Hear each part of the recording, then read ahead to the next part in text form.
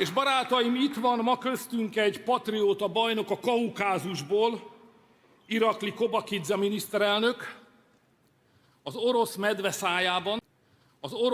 szájában, az Európai Unió folyamatos zsarolása alatt, a liberális progresszívek állandó aknamunkája ellenére ő az, aki kitart Georgia szuverenitása mellett. Európa legbátrabb nemzete ma a georgiai.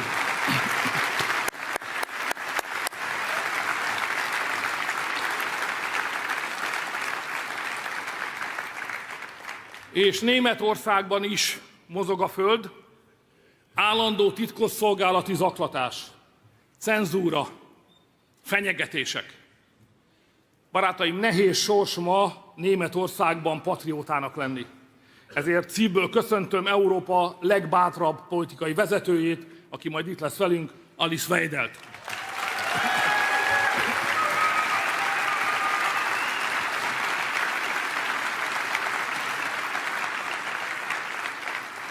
Tegnap előtt volt egy Európai Uniós csúcs, mint önök ezt tudják. Mi persze arról tudunk, hogy rólunk volt szó. Szeretnek velünk foglalkozni. De valójában a legfontosabb ügy az volt, hogy több nyugat-európai vezető bejelentette, hogy ha a közel-keleti háború miatt újra indul a migrációs hullám, mindegy, hogy szólnak az Európai Uniós szabályok, ők lezárják a határokat. Mint Magyarország tette 10 évvel ezelőtt. Azonnal Geert Wilders barátomra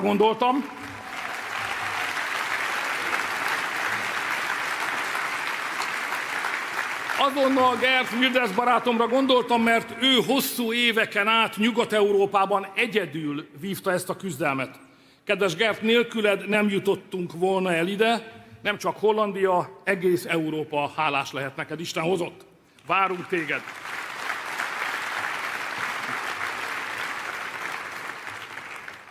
Köszöntöm Santiago Abascalt, ő a főnököm. Ez veszélyes. Ezért csak annyit mondok, nem akarhatunk nála jobb vezetőt, Santiago, Isten hozott.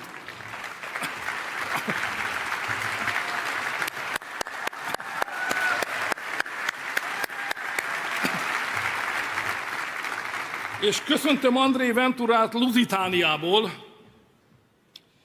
Kedves André, itt a magyaroknál, akik képekben beszélünk, van egy mondás, talán portugál fejjel is érthető, ez úgy hangzik, hogy egy fecske nem csinál nyarat.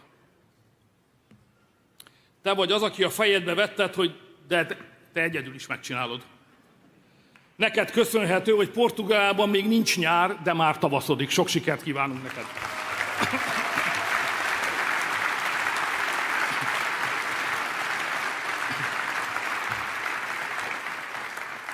És a legnagyobb szeretettel köszöntöm Milorad Dodikot.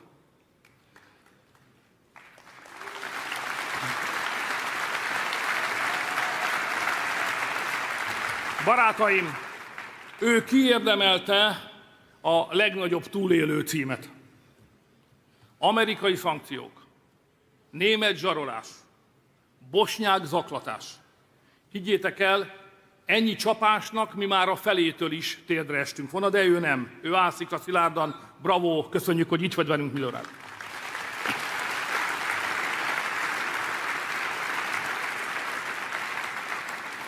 És végül, barátaim, minden nagy esemény mögött vannak emberek, akik képesek a nagy ötleteket megvalósítani. Ezért köszöntöm és köszönöm a munkáját Szántó Miklósnak, az Alapjogokért Központ főigazgatójának és a csapatának. Köszönjük, hogy létrehoztátok ezt a találkozót.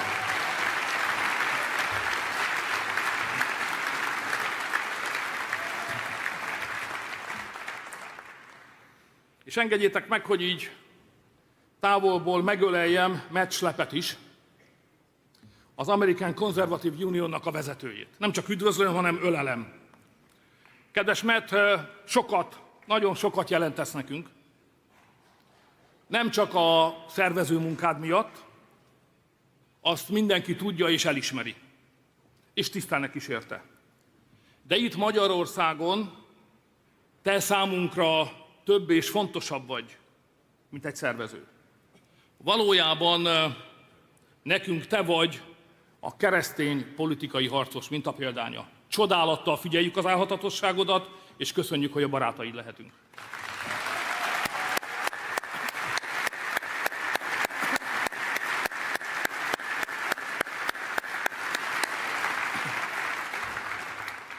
Kedves barátaim, köszöntök mindenkit itt a budapesti CPAC-en.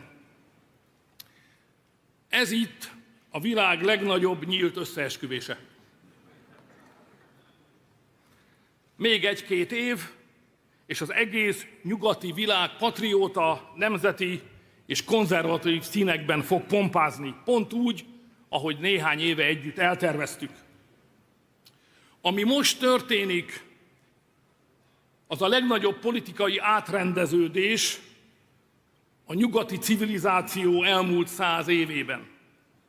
Ennek az átrendeződésnek az epicentruma, az erőközpontja az Egyesült Államok, az európai előretolt helyőrsége pedig Magyarország.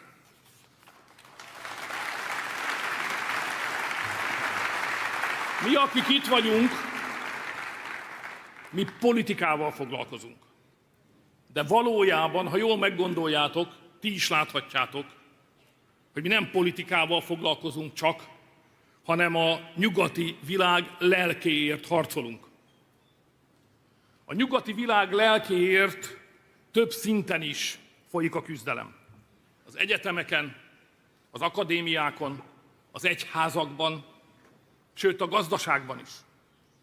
Mi ennek a nagy küzdelemnek a politikai frontvonalában dolgozunk. Miért éppen a politikai frontvonalban? És miért éppen mi dolgozunk a politikában? A válasz úgy hangzik, kedves barátaim, azért, mert mi vagyunk azok, akik hiszünk a saját népünkben. Most idézek. Ha nem bízunk népünk legmélyebb ösztöneiben, akkor semmi keresnivalónk a politikában. Ezt tanultuk Margaret Thatchertől.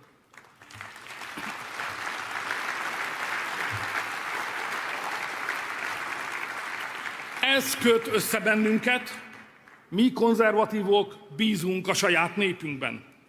Éljünk bárhol a világon, mi a saját nemzetünk ügyét visszük előre, és csak a saját választóinknak felelünk. Nekünk a saját nemzetünk az első. Korábban, hosszú évekig azt gondoltuk, hogy ez elválaszt bennünket. Azt hittük, hogy a nemzeti erők nemzetközi szerveződésének nincs értelme. Fából vaskarika. De azóta megokosodtunk. Rájöttünk, hogy ha a progresszív globalistákat le akarjuk győzni, akkor nekünk is nemzetközi keretekben kell gondolkodnunk. Tisztelt Hölgyeim és Uraim! Nekünk itt Európában nehéz dolgunk van. A progresszív erők beásták magukat Brüsszelbe. Még Amerikából is kaptak erősítést. Ez az utolsó nagy erődítményük. A legnagyobb európai országokban még a baloldal az úr. Még mindig ők alakítják az európai politikát. Még mindig képesek megtartani a hatalmukat, pedig igaza van az amerikai barátainknak, amikor azt mondják, hogy Brüsszel az elmúlt 20 évben fenntarthatatlan helyzetbe sodorta Európát. Brüsszelnek nem az európai emberek voltak az elsők, hanem a migránsok. Terrorfenyegetettség, bűnözés, antiszemitizmus, keresztény ellenesség és gazdasági megrendülés. Ezt hozta a politikájuk. A zöld őrület, a Green Deal szétzúzta az európai ipart. Sorra zárnak be a gyárak. Teljes iparágak tűnnek el Európából, és sok milliós elbocsátások fenyegetik az európai embereket. Brüsszel összehozta Európa legnagyobb gazdasági csődjét. És Brüsszelnek ezek után még mindig nem Európa az első, hanem most éppen Ukrajna. Brüsszel nem az emberek, az európai emberek érdekeit képviseli, hanem az ukránok elnökét. Az Egyesült Államok békét akar, Brüsszel és Kijev közben folytatni akarja a háborút. Kész agyrém. Barátaim, beszéljünk egyenesen, az európai demokrácia haldoklik. Haldoklik, mert sikertelen a gazdaságban. Haldoklik, mert behálózta a politikai cenzúra. Haldoklik, mert Brüsszelnek gyors reagálású NGO hálózata van arra, hogy cenzúrázza a közösségi médiumokat. Ha nem tetszik, amit mondasz, letekerik az elérésedet. És Európában haldoklik a demokrácia, mert Brüsszel közvetlenül beavatkozik a nemzeti választásokba, és pénzzel támogatja a föderalista erőket. Brüsszel nem őrzi a szerződéseket, hanem elárulja azokat. És ez történik most, az áprilisi választások előtt, itt Magyarországon is. Nyíltan követelik, hogy legyen Magyarországon Brüsszel és ukrán barát kormány. Hát nem lesz, barátaim. Tisztelt Hölgyeim és Uraim!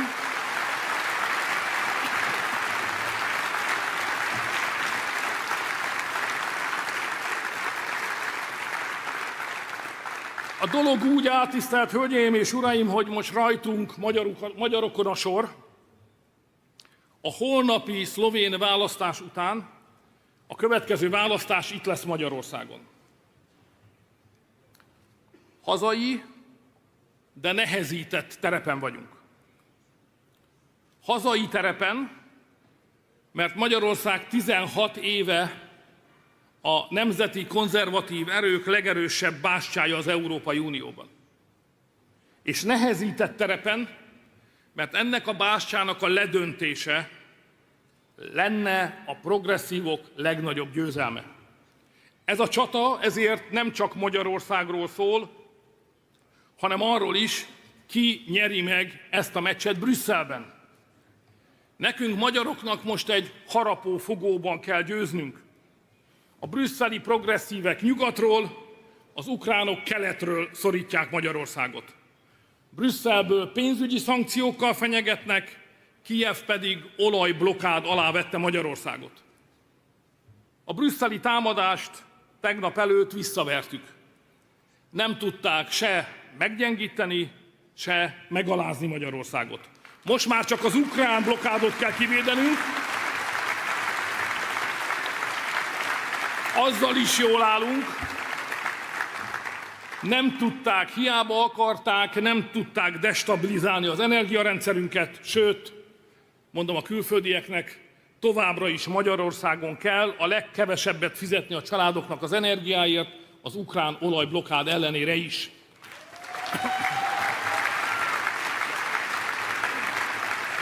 Barátaim, most minden eddiginél nagyobb a tét. Ha itt győzünk, azzal nem csak Magyarországot védjük meg, hanem beszakítjuk a progresszívek brüsszeli kapuját is. Meg fogjuk nyerni ezt a választást, és utána nem megállunk, hanem előrelépünk, mert Európa jövőjéről nem a bürokratáknak, hanem Európa nemzeteinek kell dönteniük. Ez a mi küldetésünk, eljött a mi időnk, fel győzelemre, Make Europe Great Again. Köszönöm, hogy együtt lehettem önökkel.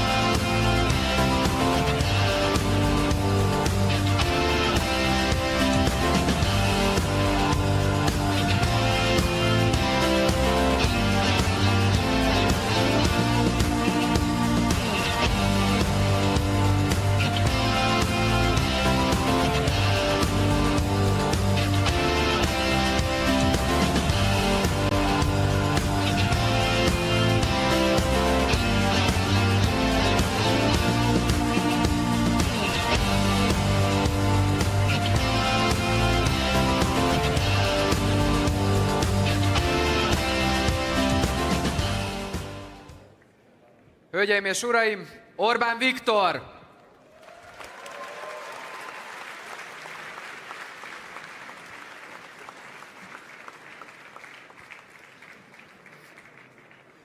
Elnök úr, nagyon szépen köszönjük az előadást, köszönjük szépen a beszédet. Most elsősorban a külföldi vendégeinkhez fordulok, nekik lesz újdonság az, amit most mondok.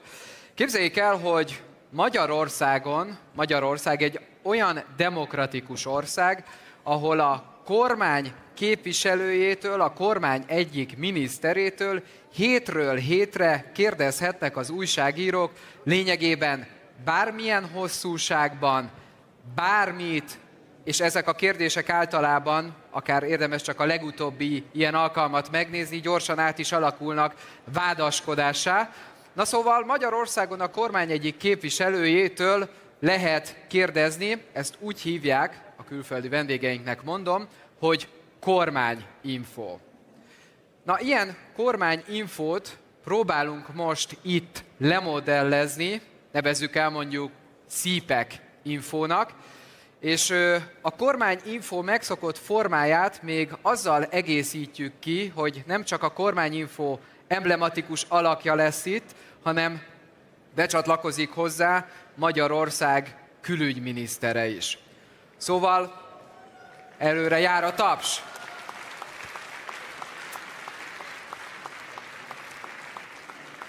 Mi lesz, hogyha még válaszolnak is majd hosszan a kérdésekre? Mert hogyha már itt tartunk, azt is szeretném önöknek elmondani, hogy úgy fog kinézni ez a CPAC info, hogy én magam gyorsan felteszek egy-egy kérdést a két miniszternek, de onnantól kezdve meg szeretnénk adni önöknek is a lehetőséget, hogy kérdezzenek.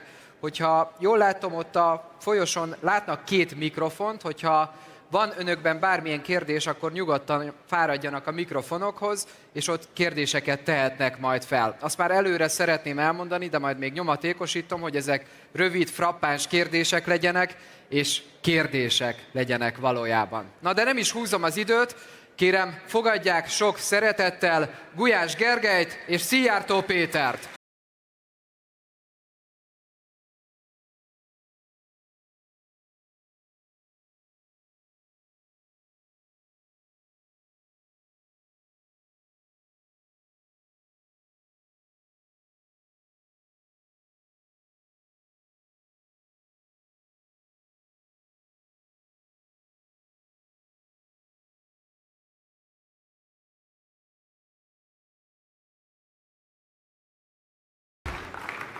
Szóval CPAC info, egy új formáció, majd lehet, hogy szokványosabbá tesszük ezt a felállást is. Ahogy fogalmaztam nektek, szeretném én megnyitni ezt a CPAC infót egy provokatív kérdéssel, mert látom, hogy ti magatok is sokszor találkoztok azzal a kérdéssel, hogy miért van az, a tiszás sajtóban szokott gyakran előfordulni, hogy miért van az, hogy kampányidőszakban, akár ti is, de a miniszterelnök is országjárásra indult, kampányol. Ennyire rosszul áll a Fidesz? Gergő?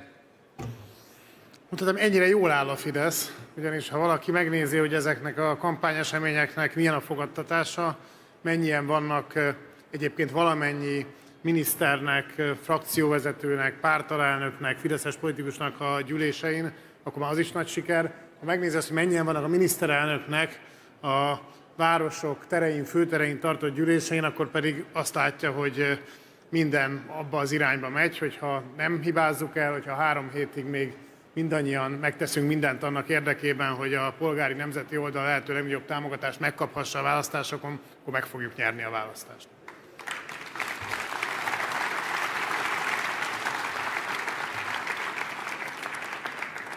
Hát nézd, én csak azt tudom neked mondani, hogy igaza van azoknak, akik azt mondták, hogy nagyon durva külföldi beavatkozás van, nagyon sok helyről jöttek külföldi tanácsadók, nagyon sok pénzt fizettünk, és azt a tanácsot adták, hogy a kampányban kampányoljunk.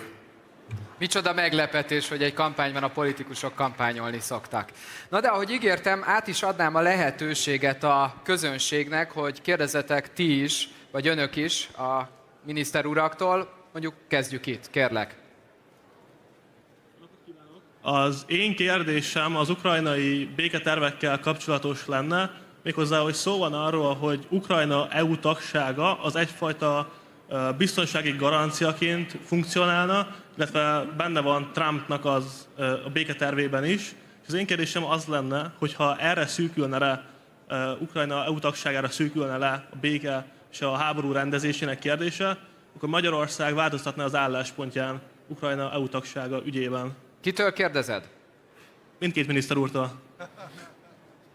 Külügyminiszteri az elsőbség. Kösz.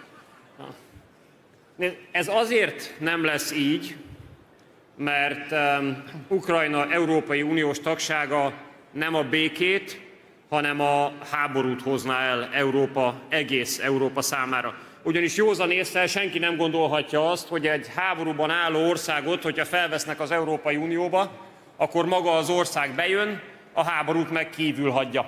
Ez nem így lenne. Ukrajna Európai Uniós tagsága azt jelenteni, hogy az egész európai kontinenst elárasztaná a háború lángja, ráadásul az Európai Unió tagországainak döntő többsége NATO tagország is, és hogyha az EU fölvenne egy háborúban álló országot, az azt jelenteni, hogy a NATO is gyorsan összeütközésbe kerülne Oroszországgal, az pedig a harmadik világháborút jelenteni. Tehát ma az ukránok Európai Uniós tagsága nem a békét, hanem a háború eszkalációját jelenteni, ezért egy béke megállapodásban semmi keresnivalója nincsen Ukrajna Európai Uniós tagságának.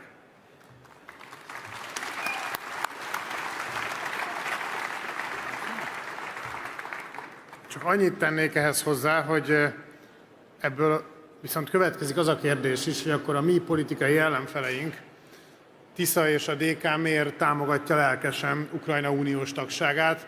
Egyiküknél szavazás alapján lett a program része, másikuknál mindig is a program része volt, hiszen valóban ezzel a háború az Európai Unió részévé válna. És szerintem nagyon egyszerű választ lehet erre adni, mert semmilyen magyar nemzeti érdek nem szól emellett, de minden ezzel szemben áll. Minden racionális, nemzeti alapú megfontolás az szemben áll az ukrán EU tagsága. Azért, mert miután ezek Brüsszelből támogatott erők, ezért ha akarnának, se tudnának nemet mondani Brüsszelnek. És a helyzet az az, hogy ma ezért a Tisza párt, ami olyan pártcsaládnak a tagja, Európai Néppárt, ahol Manfred Weber azt mondja, hogy az első számú kritérium, aminek minden frakciótagnak meg kell, hogy feleljen, az az, hogy Ukrajnát támogatja. Ebben a helyzetben ők nem tudnak más tenni, mint a magyar érdeket figyelmen kívül hagyni, és ez még jó néhány esetben lenne így, a magyar érdeket figyelmen kívül hagyni, és megszavazni Ukrajna Európai Uniós tagságát. Ennek gátja az Orbán kormány, ennek gátja ma Európában a magyar jobboldal, és ezért is fűződik ilyen hatalmas érdek ahhoz, hogy Magyarországnak ne nemzeti kormánya legyen. Ez a Brüsszel-Kijev összefogásnak az alapja. Forduljunk át a másik oldalra. Kérlek, tedd fel a kérdésed. Köszönöm szépen a lehetőséget, szép jó napot kívánok! Láttuk, hogy az ukránok sikerek robbantották fel az északi áramlat földgázvezetékeket. Azt szeretném tisztelettel kérdezni, hogy mi a garancia arra, hogy Magyarország ellátását biztosító török áramlat esetében ez nem fog megtörténni? Köszönöm szépen! Nézd, az világos, hogy az ukránok miután kudarcot vallottak az olajblokkáddal, mert nem ma kezdtük a szakmát, és felkészültünk, és kivédtük ezt a támadást. Most egy totális energiablokkáddal próbálkoznak. Az elmúlt napokban 22 drónt lőttek ki a török áramlat működtetése szempontjából kulcsfontosságú kompresszorállomásra. Ezeknek a támadásoknak a folytatására kell számítanunk. Tehát a következő hetekben biztosra vehetik, az ukránok gőzerővel fogják támadni a Magyarország földgázellátása szempontjából kritikus vezetéket. Itt számunkra a garancia az, hogy minden egyes ország, amelyen keresztül megy ez a vezeték, komolyan veszi ezt az ügyet, felkészül és megvédi az infrastruktúrát. Ugye az oroszországi kompresszorállomás elleni támadásokat az oroszok kivédték. Hallhattuk, hogy a szerbeknél is készenlétbe helyezték a biztonsági erőket az energiainfrastruktúra védelme érdekében, és nálunk is a miniszterelnök elrendelte, hogy nagyon szigorúan és nagyon alaposan védjék meg a hatóságaink az energiainfrastruktúrát. Így lehet garantálni azt, hogy Magyarország energiaellátását nem tudja Ukrajna totális blokkád alá venni. Meg kell védeni magunkat. Egyetértek a válaszsal, egy mondatot tennék csak hozzá, ami bizonyítja, hogy a kormány felelős politikát folytat és biztonságban vagyunk. Hogyha megnézzük, akkor Magyarország olyan készleteket halmozott föl, ami segít egy nagyon nehéz időszakot túlélni. Január végén állt le a barátság olajvezeték, akkor állította le Zelenszky elnök egy politikai döntéssel. Ehhez képest a stratégiai kőolajkészlet közel 80%-a érintetlen és megvan, az üzemanyagkészletnek pedig több mint 95%-a megvan.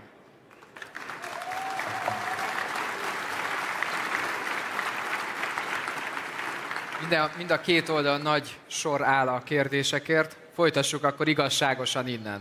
Köszönöm a lehetőséget. Az én kérdésem külügyminiszter úrhoz szólna, mégpedig miért van az, hogy amikor Magyarország a saját nemzeti érdekeit képviseli, az Brüsszel rendre problémának tekinti, miközben más nagy tagállamok ugyanezt büntetlenül megtehetik? Ennek az oka nagyon egyszerű, mi egy patrióta kormány vagyunk, és hogyha egy patrióta kormány képviseli a saját nemzeti érdekeit, akkor azt mindig büntetik. Hogyha egy liberális kormány lép fel a saját országa vagy politikai ideológiája érdekében, azt pedig kitüntetik. Ez azért van, mert ma Brüsszelt egy liberális mainstream uralja, egy szélsőségesen liberális véleménydiktatúra, amely nem tűr el semmifajta más politikai irányvonalat. A brüsszeli öndefiníció az, hogy csak a szélsőséges brüsszeli liberális mainstream lehet sikeres. És hogyha egy patrióta kormány, egy patrióta irányvonal sikeres, mert mondjuk megvédi a nemzeti érdeket, akkor az a brüsszeli öndefiníciót veszélyezteti. Ezért Brüsszelben úgy tekintenek a patrióta kormányokra, mint a brüsszeli exkluzív sikerrel kapcsolatos cáfolat megnyilvánulására. Ezért minden egyes patrióta kormány által végrehajtott nemzeti érdeket képviselő döntést azt megpróbálnak kinyírni, és velük együtt a patrióta kormányokat is. Tehát itt vagyunk, és itt is maradunk, nyerni fogunk, és világossá tesszük, hogy nem az számít, hogy Brüsszel mit akar, hanem hogy mit akarnak a magyar emberek.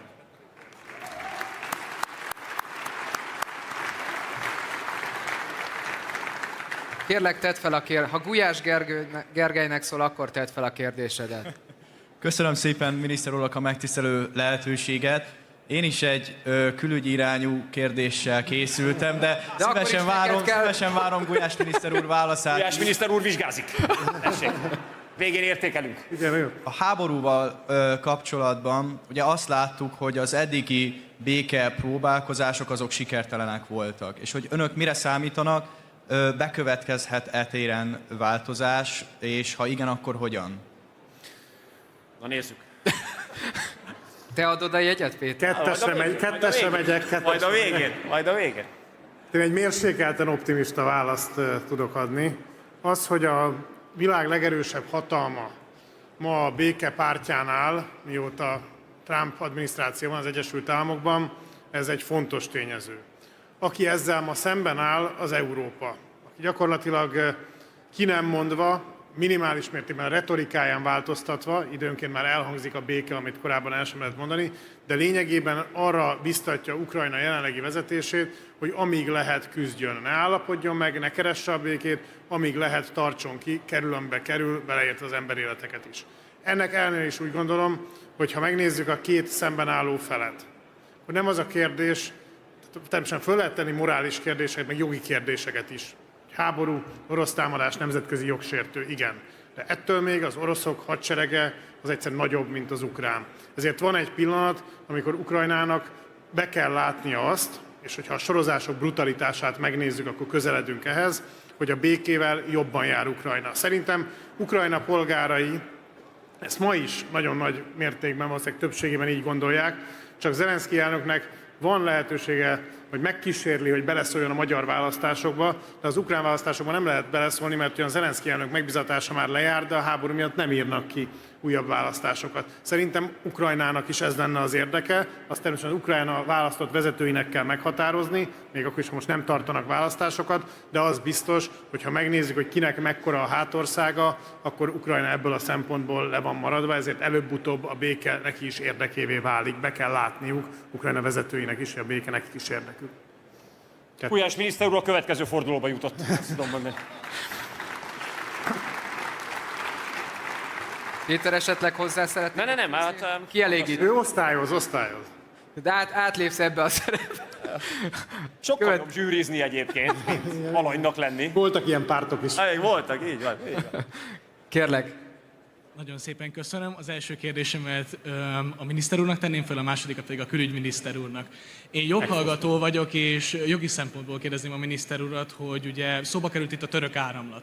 Viszont ugye a török áramlat egy része ugye Törökországhoz is ugye tartozik, és mi történik, ugye, mert a Törökország ugye NATO tag, tehát mi történik akkor, ha esetleg ukrán drón mondjuk a török részt sérti meg, és akkor ide vonatkozik esetleg a NATO-nak azon cikkelje, hogyha megtámadnak egy NATO-s országot, akkor hát a NATO-nak be kéne avatkoznia? Tehát ez hogyan néz neki a nemzetközi jogban? A második kérdésem pedig a külügyminiszter úrhoz szólna, az pedig azzal kapcsolatban, ugye, hogy Magyarország sokszor megkapja azt a kritikát, hogy mi miért mindig csak orosz gázt veszünk, és hogy tök másik irányból is hozhatnánk, de mi mindig is elmondjuk, hogy hát mi más irányból is veszünk gázt. Azonban ugye most az iráni háború miatt nagyon megnövekedtek az árak, viszont ennek a kormánynak ugye voltak intézkedései, viszont ez meddig fönntartható, ugye, mert nekünk se végtelenek a készleteink, és erre vonatkoznak a kérdésem. Köszönöm szépen.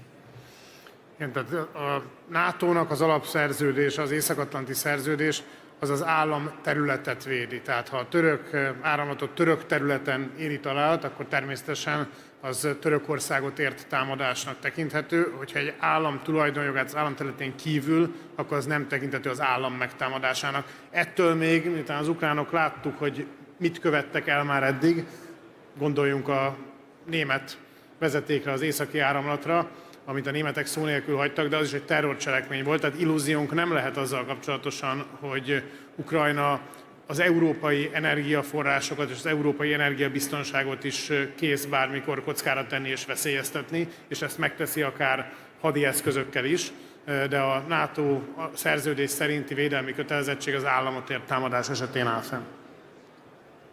Hát nézd, én azt gondolom, hogy egyelőre a világ még nincsen tudatában annak, hogy az iráni háború nyomán a világ ma a történelmének egyik legjelentősebb energiaválsága felé halad. Óriási lépésekkel.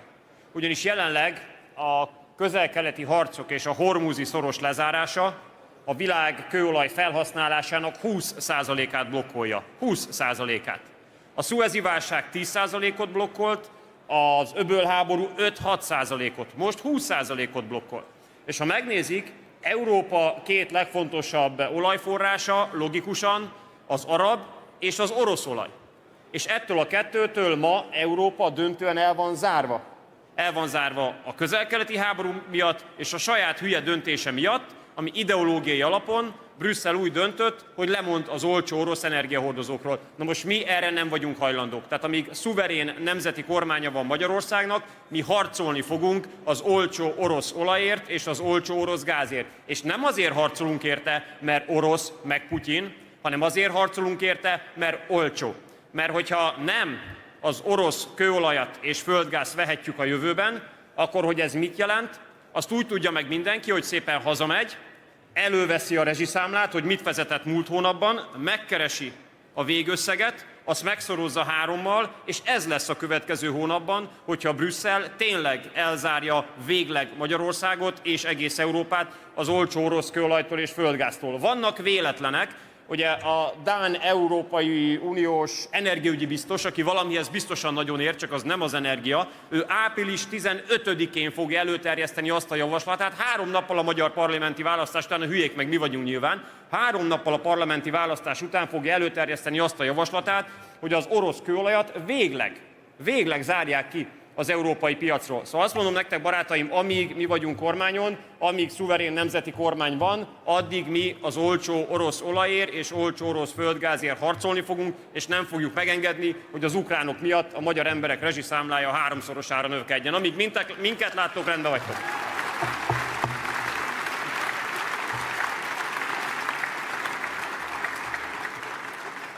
Meglátjuk, milyen hosszan válaszolnak a miniszter urak, de lassan az időnk végéhez közeledünk. Talán az utolsó... Dani nem ér rá, ezt nagyon sajnáljuk. Talán az utolsó, vagy a Gergővel a délelőttöt ide szántuk, de hát... Mi nem számolunk azzal, hogy az időnk végéhez közelednénk, ezt szeretném itt rögzíteni. Igen, a Dani a maga nevébe beszéljen. Igen, a kijelölt CPAC info idejére. Jó, ez most már késő. Kérlek, tedd fel a kérdésedet. Köszönöm szépen a lehetőséget. Nekem az lenne a kérdésem, hogy mi az oka annak, hogy tulajdonképpen miközben mindenki észbe kap, és már az Egyesült Államok is engedélyezte az orosz kőolaj megvásárlását, Brüsszelben még mindig az a fő cél és az a prioritás, hogy ezekről minden áron teljes körűen le kell válni. Mi erre az indítatás?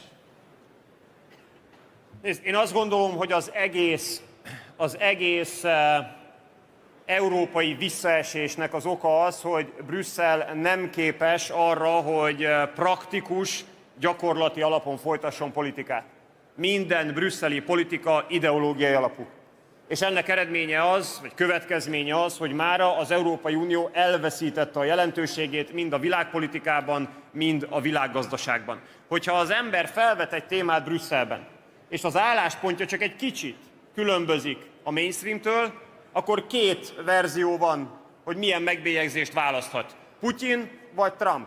Ez régebben csak Putyin volt, most már határtalanul nőttek a lehetőségeink, mert kétfajta megbélyegzéssel lehet találkozni. Ma az Európai Unió, Brüsszel képtelen a praktikus, gyakorlati alapú párbeszédre, a saját érdeke helyett mindig valami ideológiai megközelítést alkalmaz, és az a helyzet, hogy szerintem itt van az ideje annak, hogy az Európai Bizottság nevet változtasson, és a funkciójához és a tevékenységéhez jobban megfelelő módon az Ukrajna Bizottság nevet válassza. És legalább mindenki tudja, hogy hányadán állunk.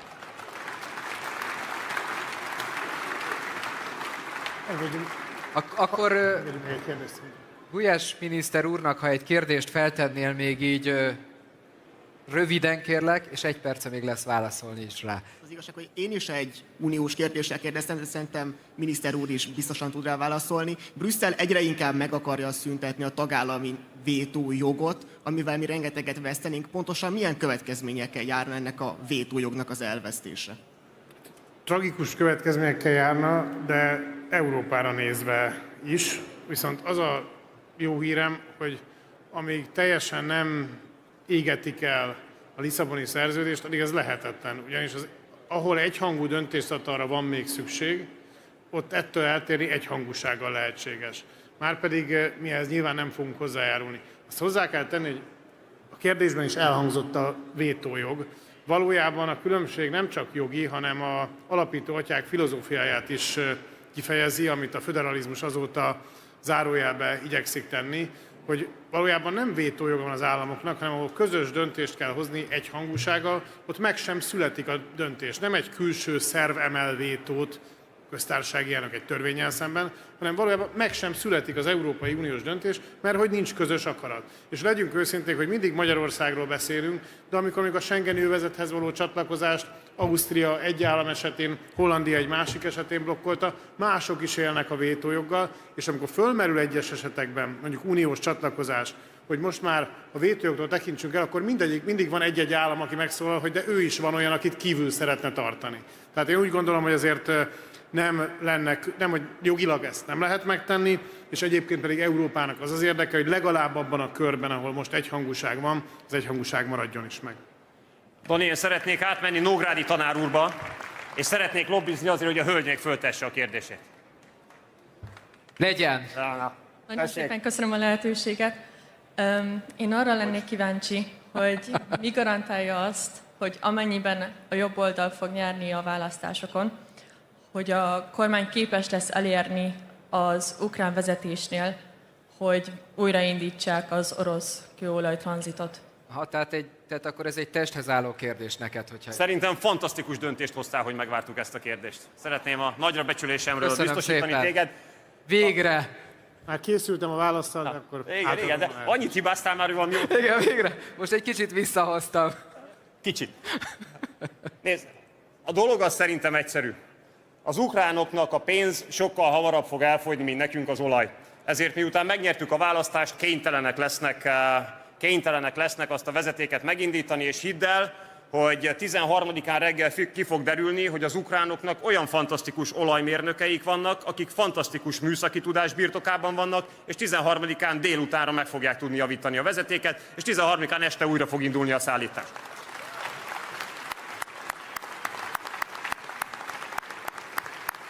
Uraim, nagyon szépen köszönöm, hogy itt voltatok, nagyon szépen köszönöm, hogy válaszoltatok az én kérdéseimre és a kedves közönségünk kérdéseire, és további sok sikert kívánunk. Köszönjük szépen! Köszönjük!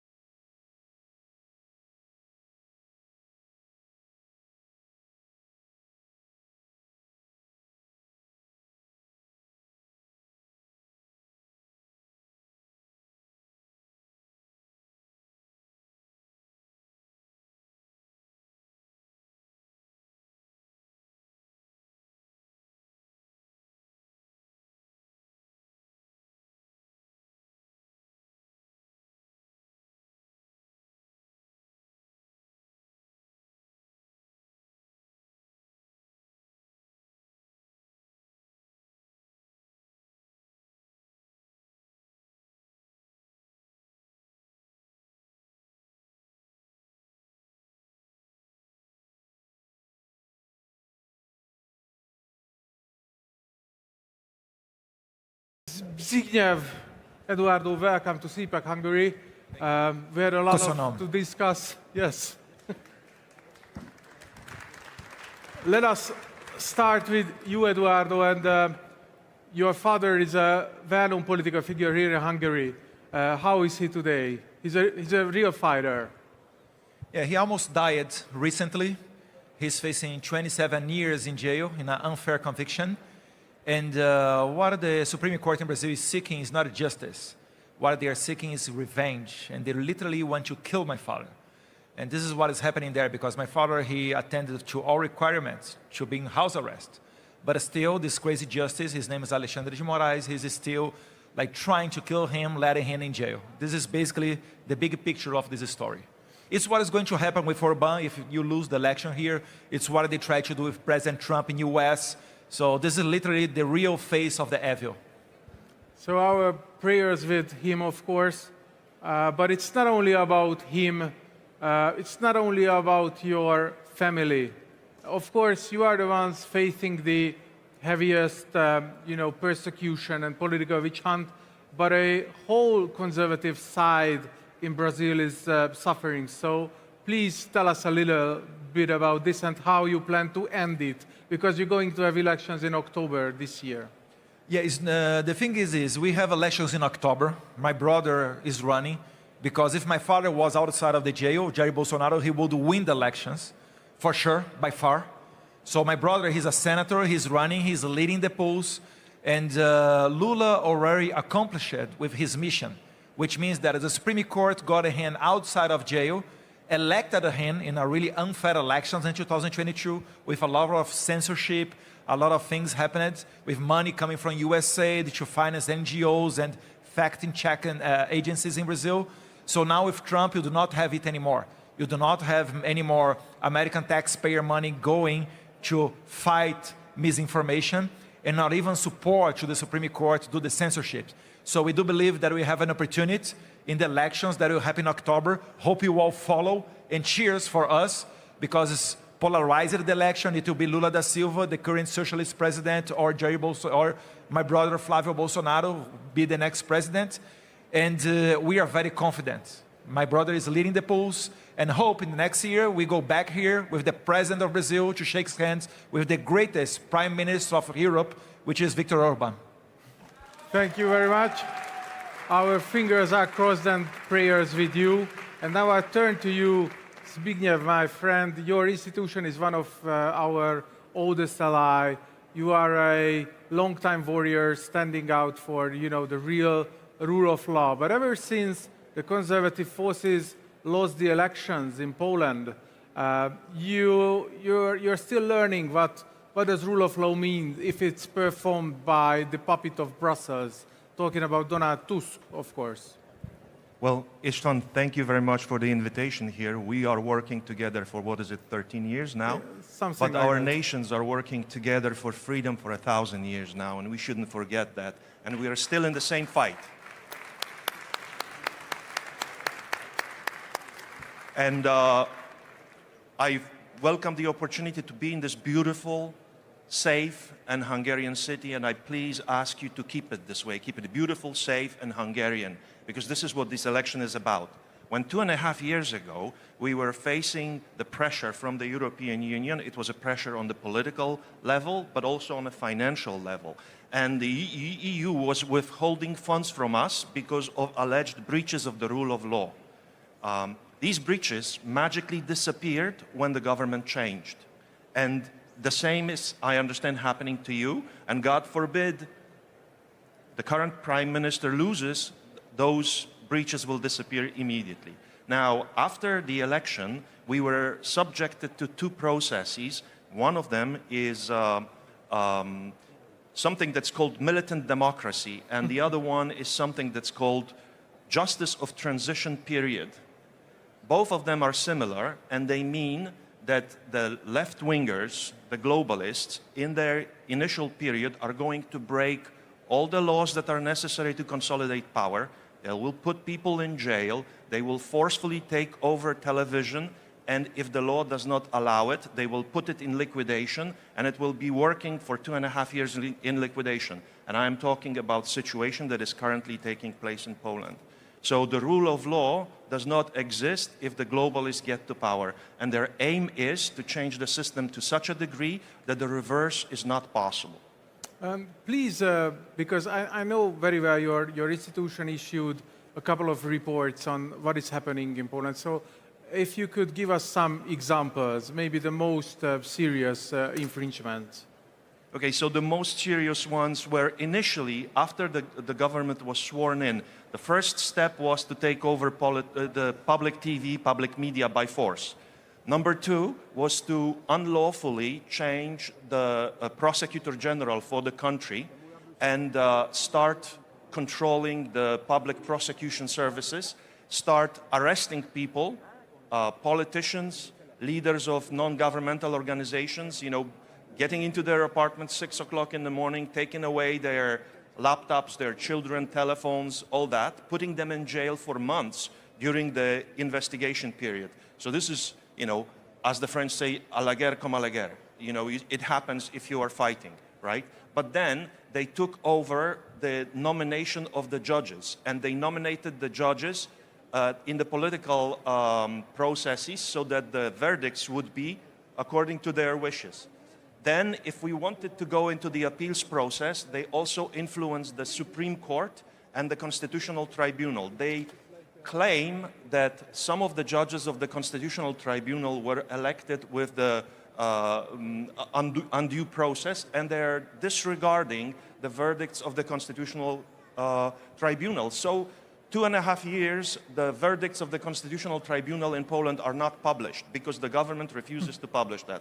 The last straw was supposed to be the presidential election, and they had a scenario to win the election that failed, and they had a scenario if they lost the election that would be a repeat of a version of the Romanian scenario, and that would require a decision of the Speaker of the Parliament to not swear in the President, and the Speaker of the Parliament would be a de facto President. He himself said that it would be a coup d'etat, and he refused to do it, so we have a president, and as your Prime Minister said, half of Poland is back in V4.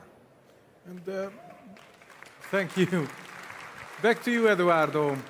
Yourself, but not only talk about yourself, but your whole political side is facing, oppression in your home country, and the oppressors are often backed by foreign NGOs, foreign fundings, and the social media is also censoring you. So what to do against such an overwhelming forces? The first thing that we have to do is speak about it. The left, they tried to avoid us in the elections, labeling us as Nazist, fascist, xenophobic, homophobic, whatever. But they saw that it didn't work. We still are getting elected. So now their last hope is censoring. So we need to establishment the minimum to be speaking, to be on social media. 65% of the voters, right-wing voters in Brazil, 65% get information through social media. And thanks God we have Trump there in the United States to guarantee, using all the tools that he has, to the American companies, because they are the main companies that the platforms in Brazil, to guarantee that we have free speech in our election. This is the first thing. And the second thing is then, when we get elected, make sure that we can use the power, which means that we need a new law about NGOs, because when you have money coming from USA or any other country, going to fact-checking agencies, and they do reports that justify the censorship, this is a threat against our sovereignty. Same thing when the money comes from George Soros, Open Society, or any other kind of NGOs. So we have to take a look in that to make sure that the president can be the president of the country. So this is one thing that we need to do. And once we accomplish with that, we will give a hard time to Brussels. Because if Brussels is focused here in Hungary, it's because they are sure that in Brazil, we are half of the South America, they are comfortable with Lula.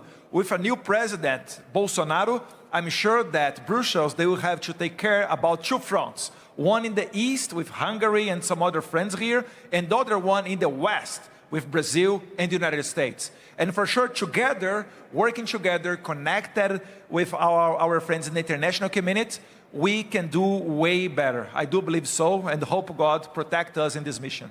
Thank you very much for both of you. Even though I really enjoyed this conversation and I could continue it forever, we're about to run out of time. And as you know very well, we're going to have elections here in Hungary in 3 weeks.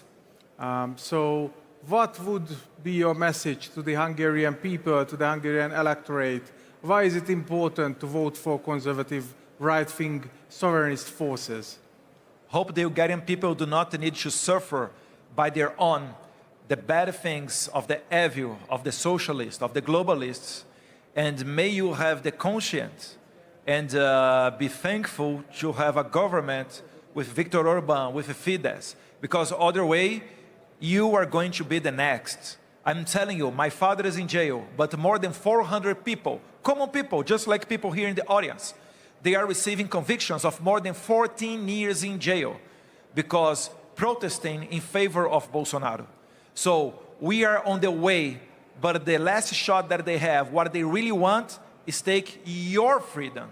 Hope you can keep your freedom, re-electing Viktor Orbán and making Hungary great. Thank you very much. Thank you. Zbigniew, final words, your message to the Hungarian crowd. Well, my final words is they are coming to get our money away from us. They're coming to take our freedom away from us.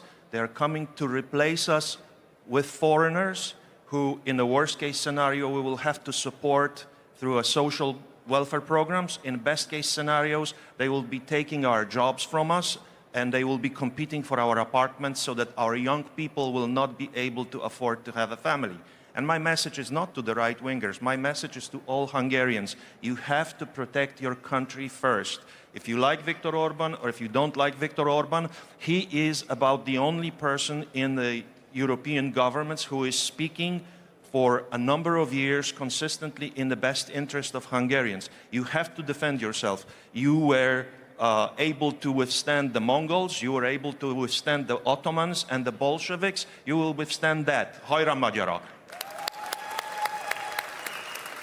Zbigniew, Eduardo, thank you very much for coming here to Hungary today.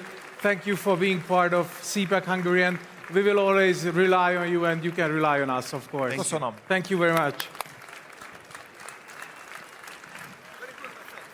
Thank you. My hands are shaking. No. I'm like Biden.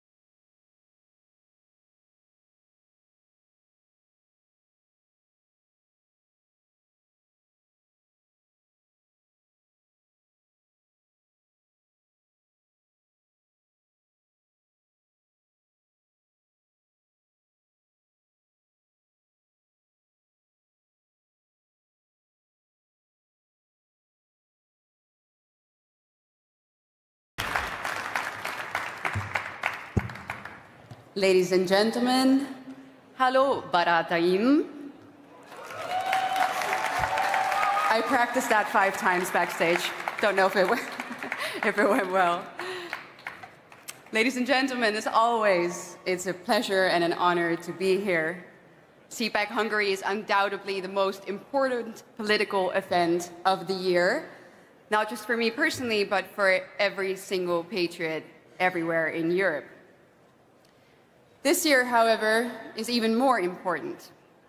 Your elections are around the corner, and they will indeed be decisive, not just for the future of Hungary, but for the future of Europe as a whole.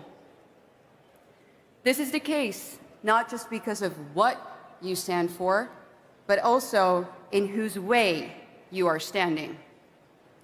Because Hungary, under Prime Minister Orbán, is the only country in Europe, and I repeat, the only country, that is truly standing in the way of the European Union's efforts to destroy our beautiful continent.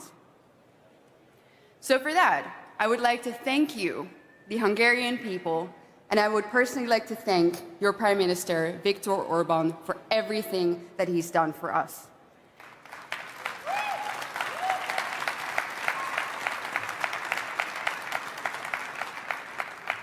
If it weren't for you, and I genuinely believe this, Ukraine would already be a member state of the European Union.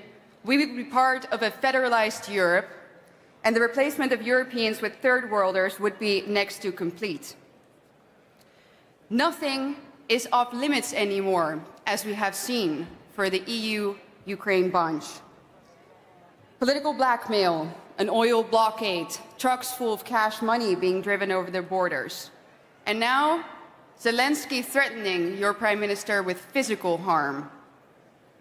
Despite all of it, Orbán continues to put the interests of the Hungarian people first, despite the great risk that that carries for him personally. We in Europe, indeed,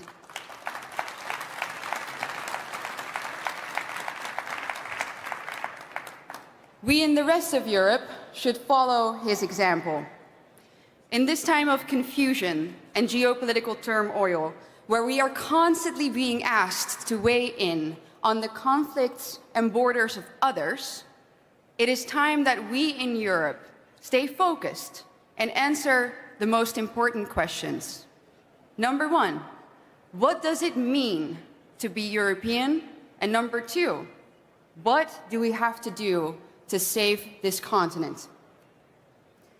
Let me start off by saying that being European is not something that comes with a passport. It is not merely a paper reality that can be given out to just anyone by our establishment, to anyone who is in search of free healthcare and free housing. Europe is the result of thousands of years of effort, hardship, and sacrifice. It is an inherently diverse continent characterized by sovereign nation-states. Our people are different yet similar. Just like brothers and sisters, we make fun of each other, we might fight sometimes, but at the end of the day, we love each other because we are bound through history, culture, our faith in Christ, and ethnicity.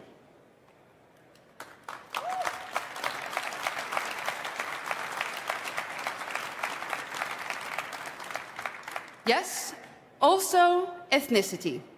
We have to be realistic and admit that we cannot take that out of the equation. Europe is historically a white continent, not predominantly white, but essentially entirely white. We are the native people of Europe, and if we continue to either deny that or say that it is a bad thing like our establishment does, then we will disappear, and so will Europe.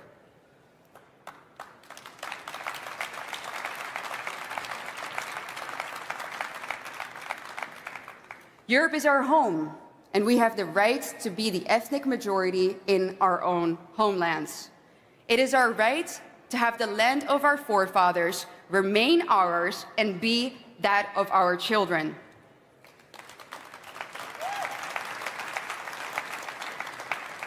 That is not immoral nor unethical. It is the opposite. It is just. It is just because things do not happen by accident. No matter what the cultural Marxists, the feminists, or the leftists might say, we are not blank pages. We are not mere subjects of social constructs, and neither is Europe. The mere fact that we live in the 21st century has changed absolutely nothing about that truth. The choices that our ancestors made, their decisions and their willingness to die for this continent, for their nations, for their families, and for God, is something that we inherit. That is not for free. That isn't random. We cannot treat our civilization as if it is an open-air museum that we are mere spectators of. We are involved in it, we are connected to it, and we have a moral obligation to protect it and to pass it on. That, ladies and gentlemen, is what heritage is about.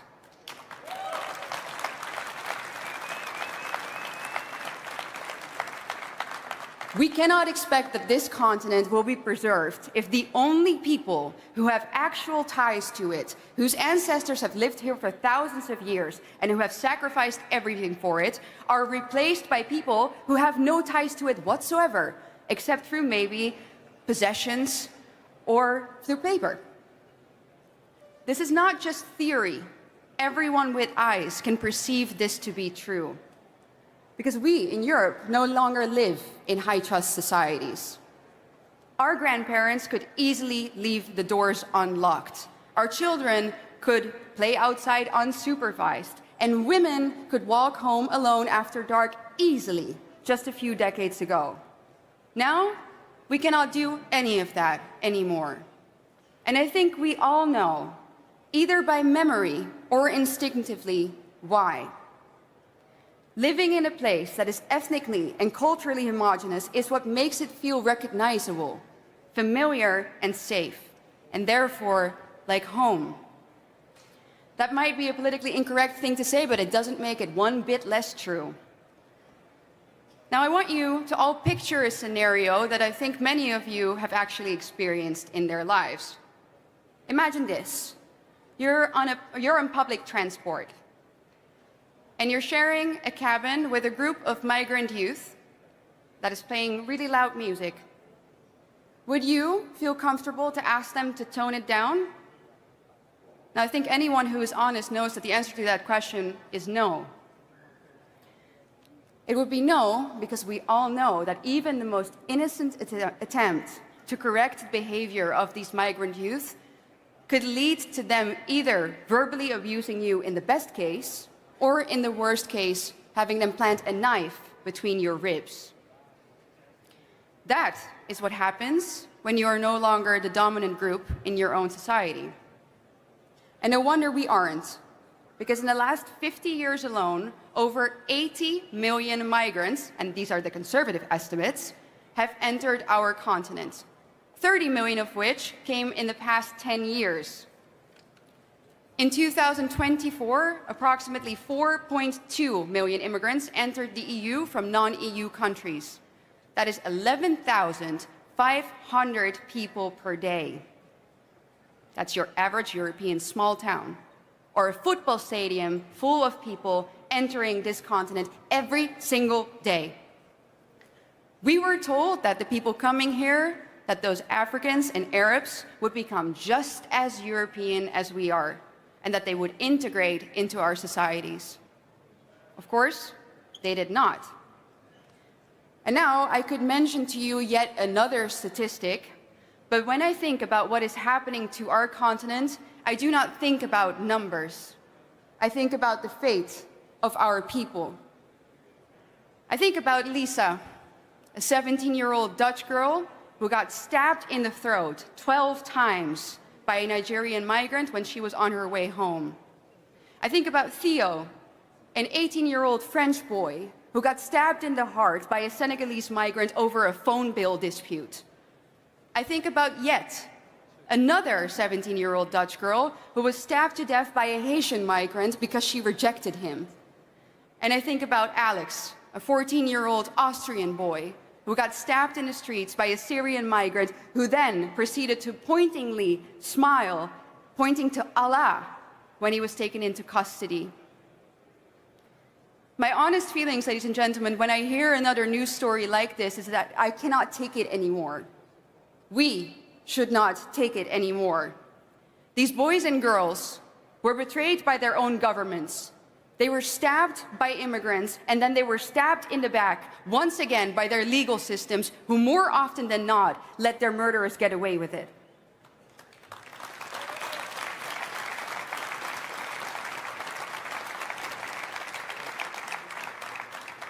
Our reality in Europe has become a reality of fear because the public space has become an unpredictable jungle. White people are facing an institutional and concerted attack, and white children are the primary victim of it, because in their age group, the replacement is most extreme. In Brussels, 88% of all kids under the age of 20 have foreign origins. 8 out of 9 major German cities, in all of those, more than half of the children under 16 have a migration background. And those kids, I can tell you, don't identify as European one bit. So if you have young white children in schools here in Europe, then you need to understand that the time of ordinary bullying is over. Something much more sinister has emerged across Europe, and it's something that I would characterize as racial humiliation rituals. Every single day, videos circulate online of immigrant youth who single out a white boy or a girl, force their victim to their knees, and then proceed to torment and abuse them. Now, don't think that that is random. The migrant kids that are doing this film themselves doing it, and they have actual terms, slang, that signify the process of what they are doing, which is to threaten and intimidate their white victim. They do it with intent. They do it because they are racially aware and they consider themselves the dominant group. And this is happening all the while white children, for decades, have been told the schizophrenic mind boggle that on the one hand, they shouldn't see color, but on the other, they should be ashamed just because they are white. Everything seems to be designed nowadays to weaken, paralyze, and demoralize Europeans into passiveness and obedience. All across Europe, white populations are being murdered at random in the public space. We are being replaced, ridiculed, demonized, and directly and indirectly discouraged to have children. Now, what do you call that? What do you call the deliberate and systemic destruction, in whole or in part, of a national, ethnic, racial, or religious group? Exactly, genocide. And now, we are not allowed to say it, but I think that it is time that we acknowledge that if nothing changes, that is exactly where we are heading. So, ladies and gentlemen, where does that leave us? Is Europe lost? Of course, it's easy to fall into that type of thinking, to despair and to conclude that it's over for us. But we cannot allow ourselves to think that way, not even for a second. The future of this continent falls or stands with our willingness to do everything we can to save it. We have to reclaim our sovereignty, and most importantly, not just close the borders, but reverse mass migration.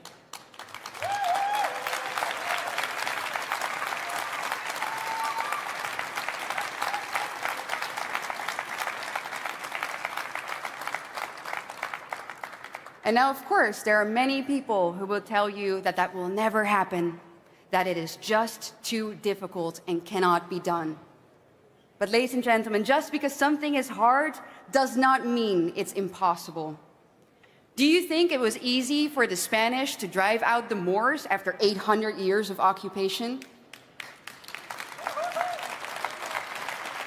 Do you think Europeans born in the 60s thought that they would be the ones to witness the Iron Curtain fall?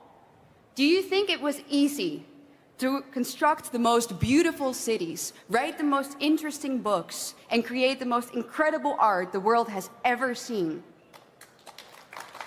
I don't think so. I don't think so. Yet our ancestors pulled it off. They did it all.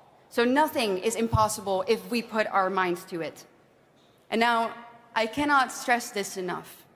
The number one issue that every right-wing party in Europe from a country that has fallen prey to mass immigration should focus on is re-migration.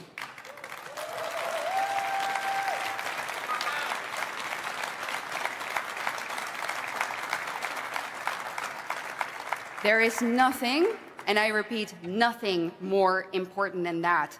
That is a hill I am willing to die on, and so should you. So let me end this, my fellow Europeans, with a message to all of you. First and foremost, to the Britons, rise up. Les Français, levez-vous. Italiani, alzatevi. Die Deutschen, steht auf.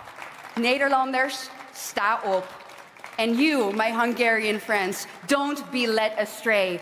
Make sure you stay on the right path and vote for Fidesz once again. Thank you very much.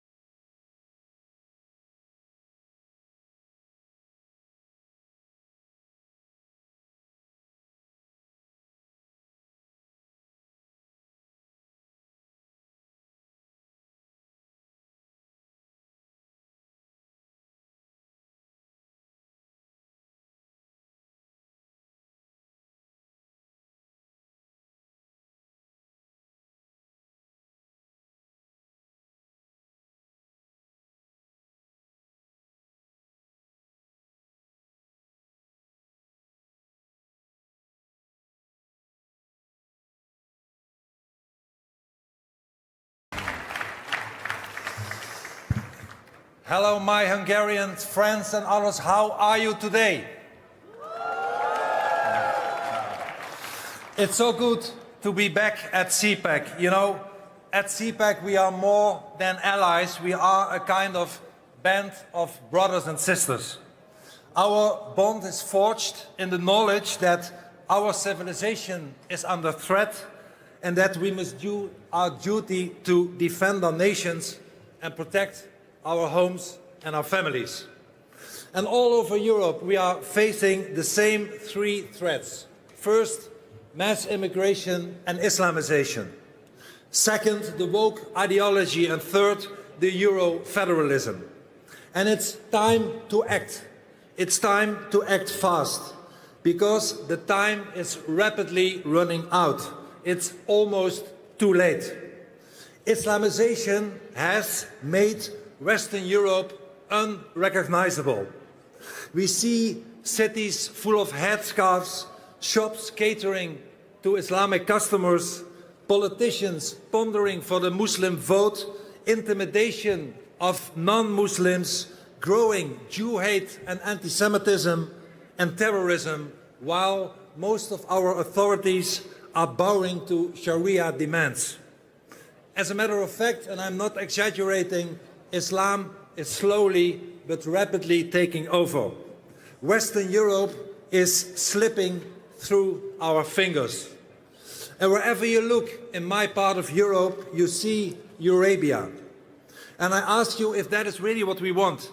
Is that the future that we want for our children? Do we really want to become a second kind of Iran? And I tell you, if we don't, we must stand up and rise and de-Islamize our societies, because the truth is, whether you like it or not, that Islam and freedom are incompatible. The second threat that we face is the woke mind virus.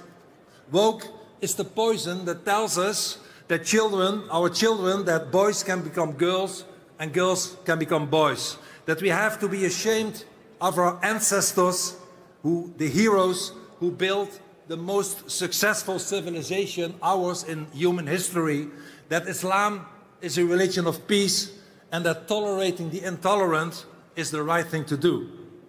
Woke turns people into idiots.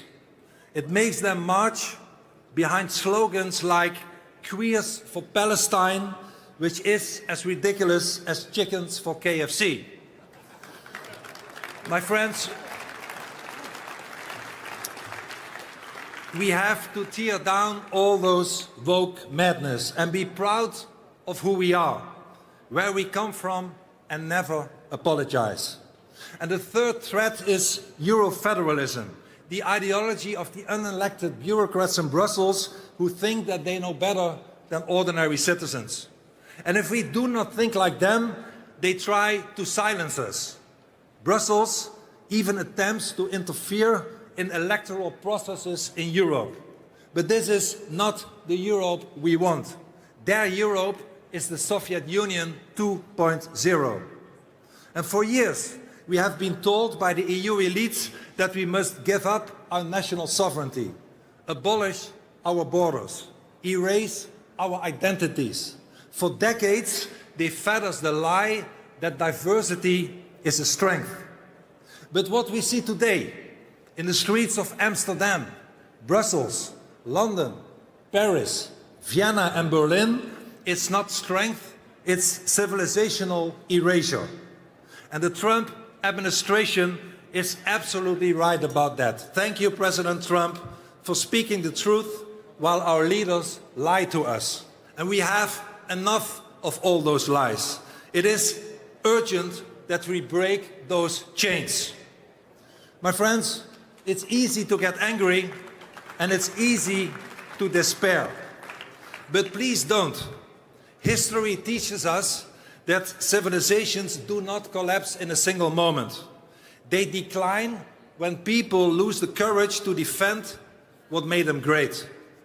But looking at you and this whole venue of CPAC today, I know that courage is still very much alive in Europe.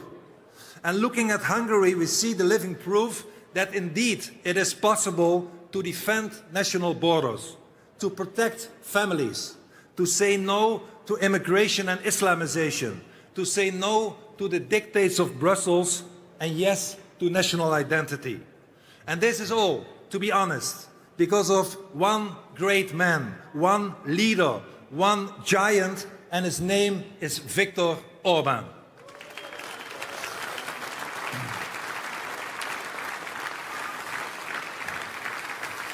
My friends, I am very proud to call Viktor my friend. He is one of the greatest politicians in this era. As a matter of fact, he is a lion in a continent led by sheep. He has shown that nation's first duty is not to Brussels, but to its own people. Hungary first for Hungarians. Orbán is at the same time an inspiration to every European patriot. So we wish him luck in the upcoming Hungarian elections. Hungary needs Orbán, Europe needs Orbán. Long live Viktor Orbán.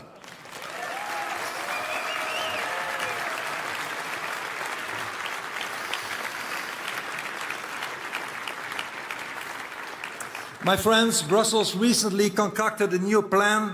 It wants to force mandatory quotas of migrants down the throat of every EU member state. And if we refuse to accept those mostly Islamic newcomers, we must pay Brussels a fine of 20,000 euros per individual. And thanks to Orbán, Hungary does not have to participate in this extortion program. But our own leaders in the rest of Europe, unfortunately, blindly follow those orders of Brussels. And now the hypocrites in the new Brussels-loving Dutch government want to punish Central European leaders like Hungary and Slovakia by stripping them of their voting rights and their rights to European funds. They are even scheming to abolish unanimity in the EU common foreign policy and security policy. They see the EU as a new Warsaw Pact, where everyone must toe the line. But of course, we will never bend the knee. We also refuse the consequences of reckless leftish politicians elsewhere in the European Union, like Spain today, which just last month decided to grant a legal status to over 500,000, yes, 500,000 illegal migrants. And if Spain's socialist Prime Minister, Pedro Sánchez, continues his suicidal pro-immigration agenda, he will destroy his country. As a matter of fact, he should be jailed for treason. We sympathize with the Spanish patriots fighting to stop him, but the first duty is to protect ourselves. And because of the Schengen area's internal open borders, the countries in the north of Spain will be affected by this irresponsible policy of Madrid. And this is unacceptable. If Spain chooses to be the weakest link in Schengen, the only option is to lose the chain. Throw Spain out of Schengen. We will no longer tolerate leaky external European borders from weak socialists.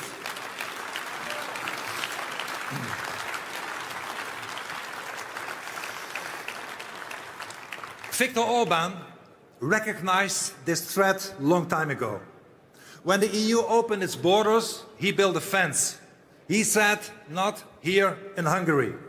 He refused to let the Trojan horse of Islamic mass immigration to breach Hungary's gates. He shielded Hungary from the faith, now suffocating my own homeland and the rest of Western Europe. My country, the Netherlands, has 500 mosques. Hungary, barely a dozen. In my country, Islam today is already the largest religion amongst those under the age of 26. Already today. And in 20 years from now, Islam will be the largest religion in the Netherlands, and we will have more Muslims than Christians. The left and liberal politicians want us to commit cultural suicide. And already today, Holland and many neighboring countries are no longer safe for Jews nor women. We are enduring an epidemic of sexual assaults by men from Islamic countries. Half of all sexual crimes in the Netherlands are committed by people with a migrant background. And the statistics are horrifying. Somali men in Holland commit 20 to 30 times as many sexual offenses as Dutch men. Iraqis over 8 times and Syrians 4 to 6 times. Our leaders are selling us out. But Viktor Orbán said, not here.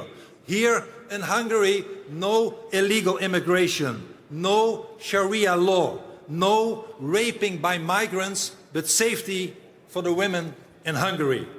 So today, all over Europe, and I'm not exaggerating, normal people, I mean not the leaders, not the politicians, but normal people are crying out, we want to be as safe as on the streets as people are in Hungary. We want peace and safety as people have in Hungary. We also want to choose civilization and not the caliphate. And my people have heard these people. Out of love for them, we will liberate our nation. We will defend our culture. And the only thing to do is to reverse Islamization. It might not sound politically correct, but it's true. We have to reverse Islamization. And last Tuesday, in the Dutch parliament, we made an important step. My party won a historic majority in parliament for my party's motion to ban the Muslim Brotherhood in Holland.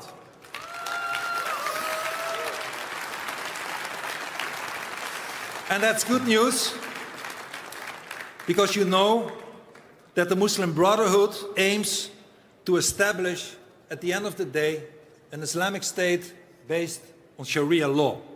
And that, our result, the acceptance of our motion by a majority of our parliament, is the first step towards victory, but far from enough. Let me give you 5 more things, tell you 5 more things that we should do. First, stop mass immigration for the third world. No more fortune seekers in our countries. Second, fortify our borders. Close all our borders for more Islam. 3, expel all illegal aliens and anyone who commit crimes. Send them packing and let them never return.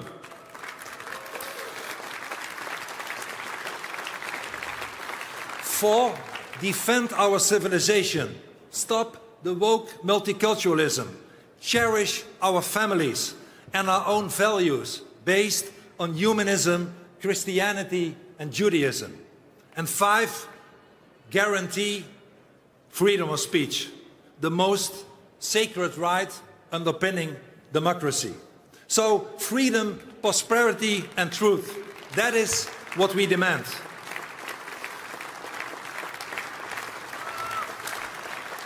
Freedom, prosperity, and truth is what our ancestors fought for, is what we are entitled to, and no one, but no one will steal that from us. No more Brussels dictatorship, no more open borders and mass immigration, no more wokeness, but also no more Islam. Let us make Europe great again, strong, proud, and free with sovereign nations. My friends, long live beautiful Hungary, long live the Netherlands, long live the free nations of Europe, long live CPAC, but most of all, long live Viktor Orbán, and he will win your elections. Thank you very much. Thank you.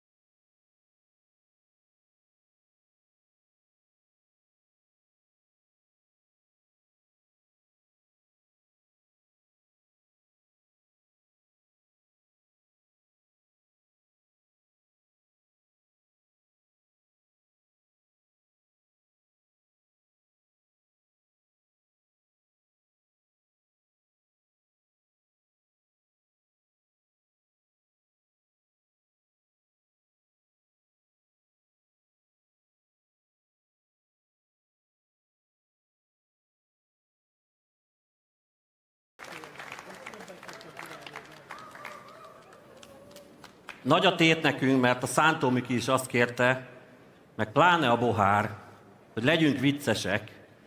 Itt van egy magyar politikus, egy vezető politikus, aki nem megy a szomszédba, ha jó humor kell.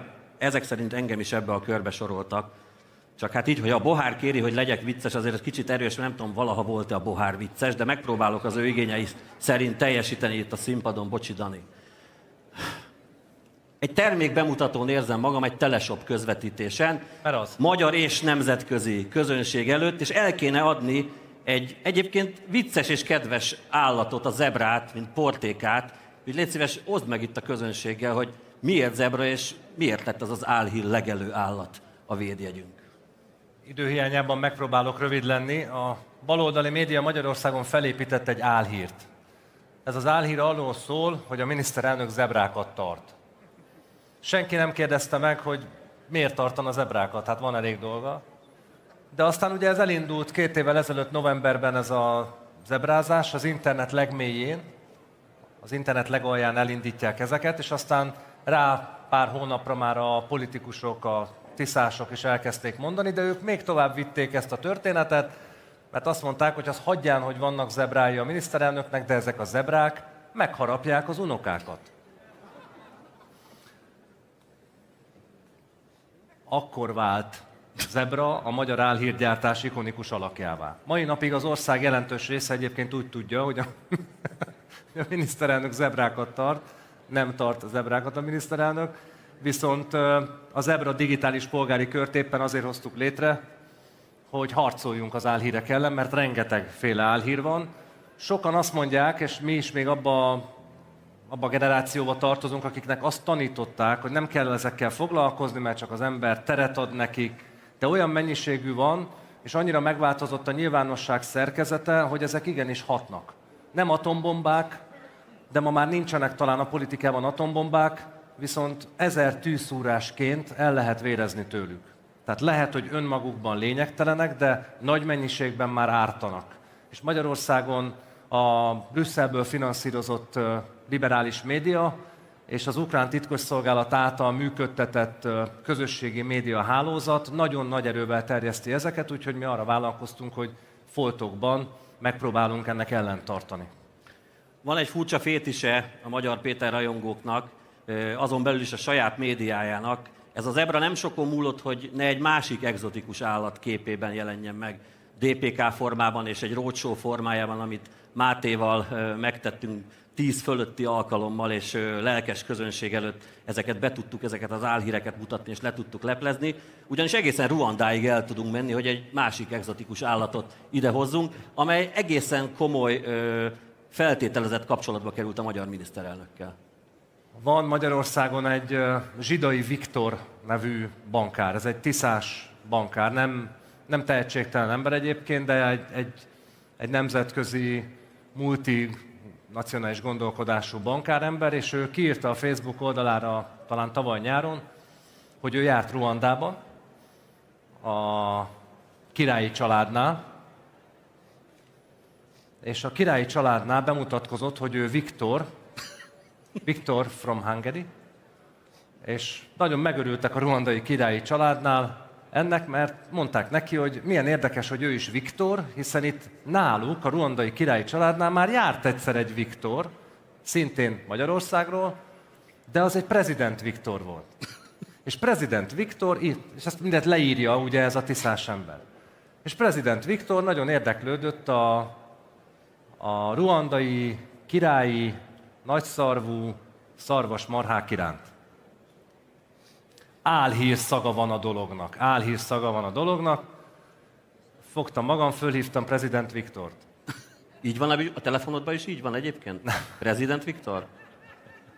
Fölhívtam prezident Viktort, kérdeztem, hogy prezident Viktor, jártál-e valaha Ruandában, mert azzal vádolnak téged, hogy ott nézegeted szabad idődben, amiből nyilván rengeteg van, a nagyszarvú királyi, ruandai szarvasmarhákat. És azt mondta prezident Viktor, hogy legnagyobb bánatára még életében nem járt Ruandába, de egyszer majd szeretne eljutni, mert egyébként egy érdekes ország, egy nagyon zűrös és véres történelemben, és tehát van mit tanulni Ruandába, de nem járt még ott soha.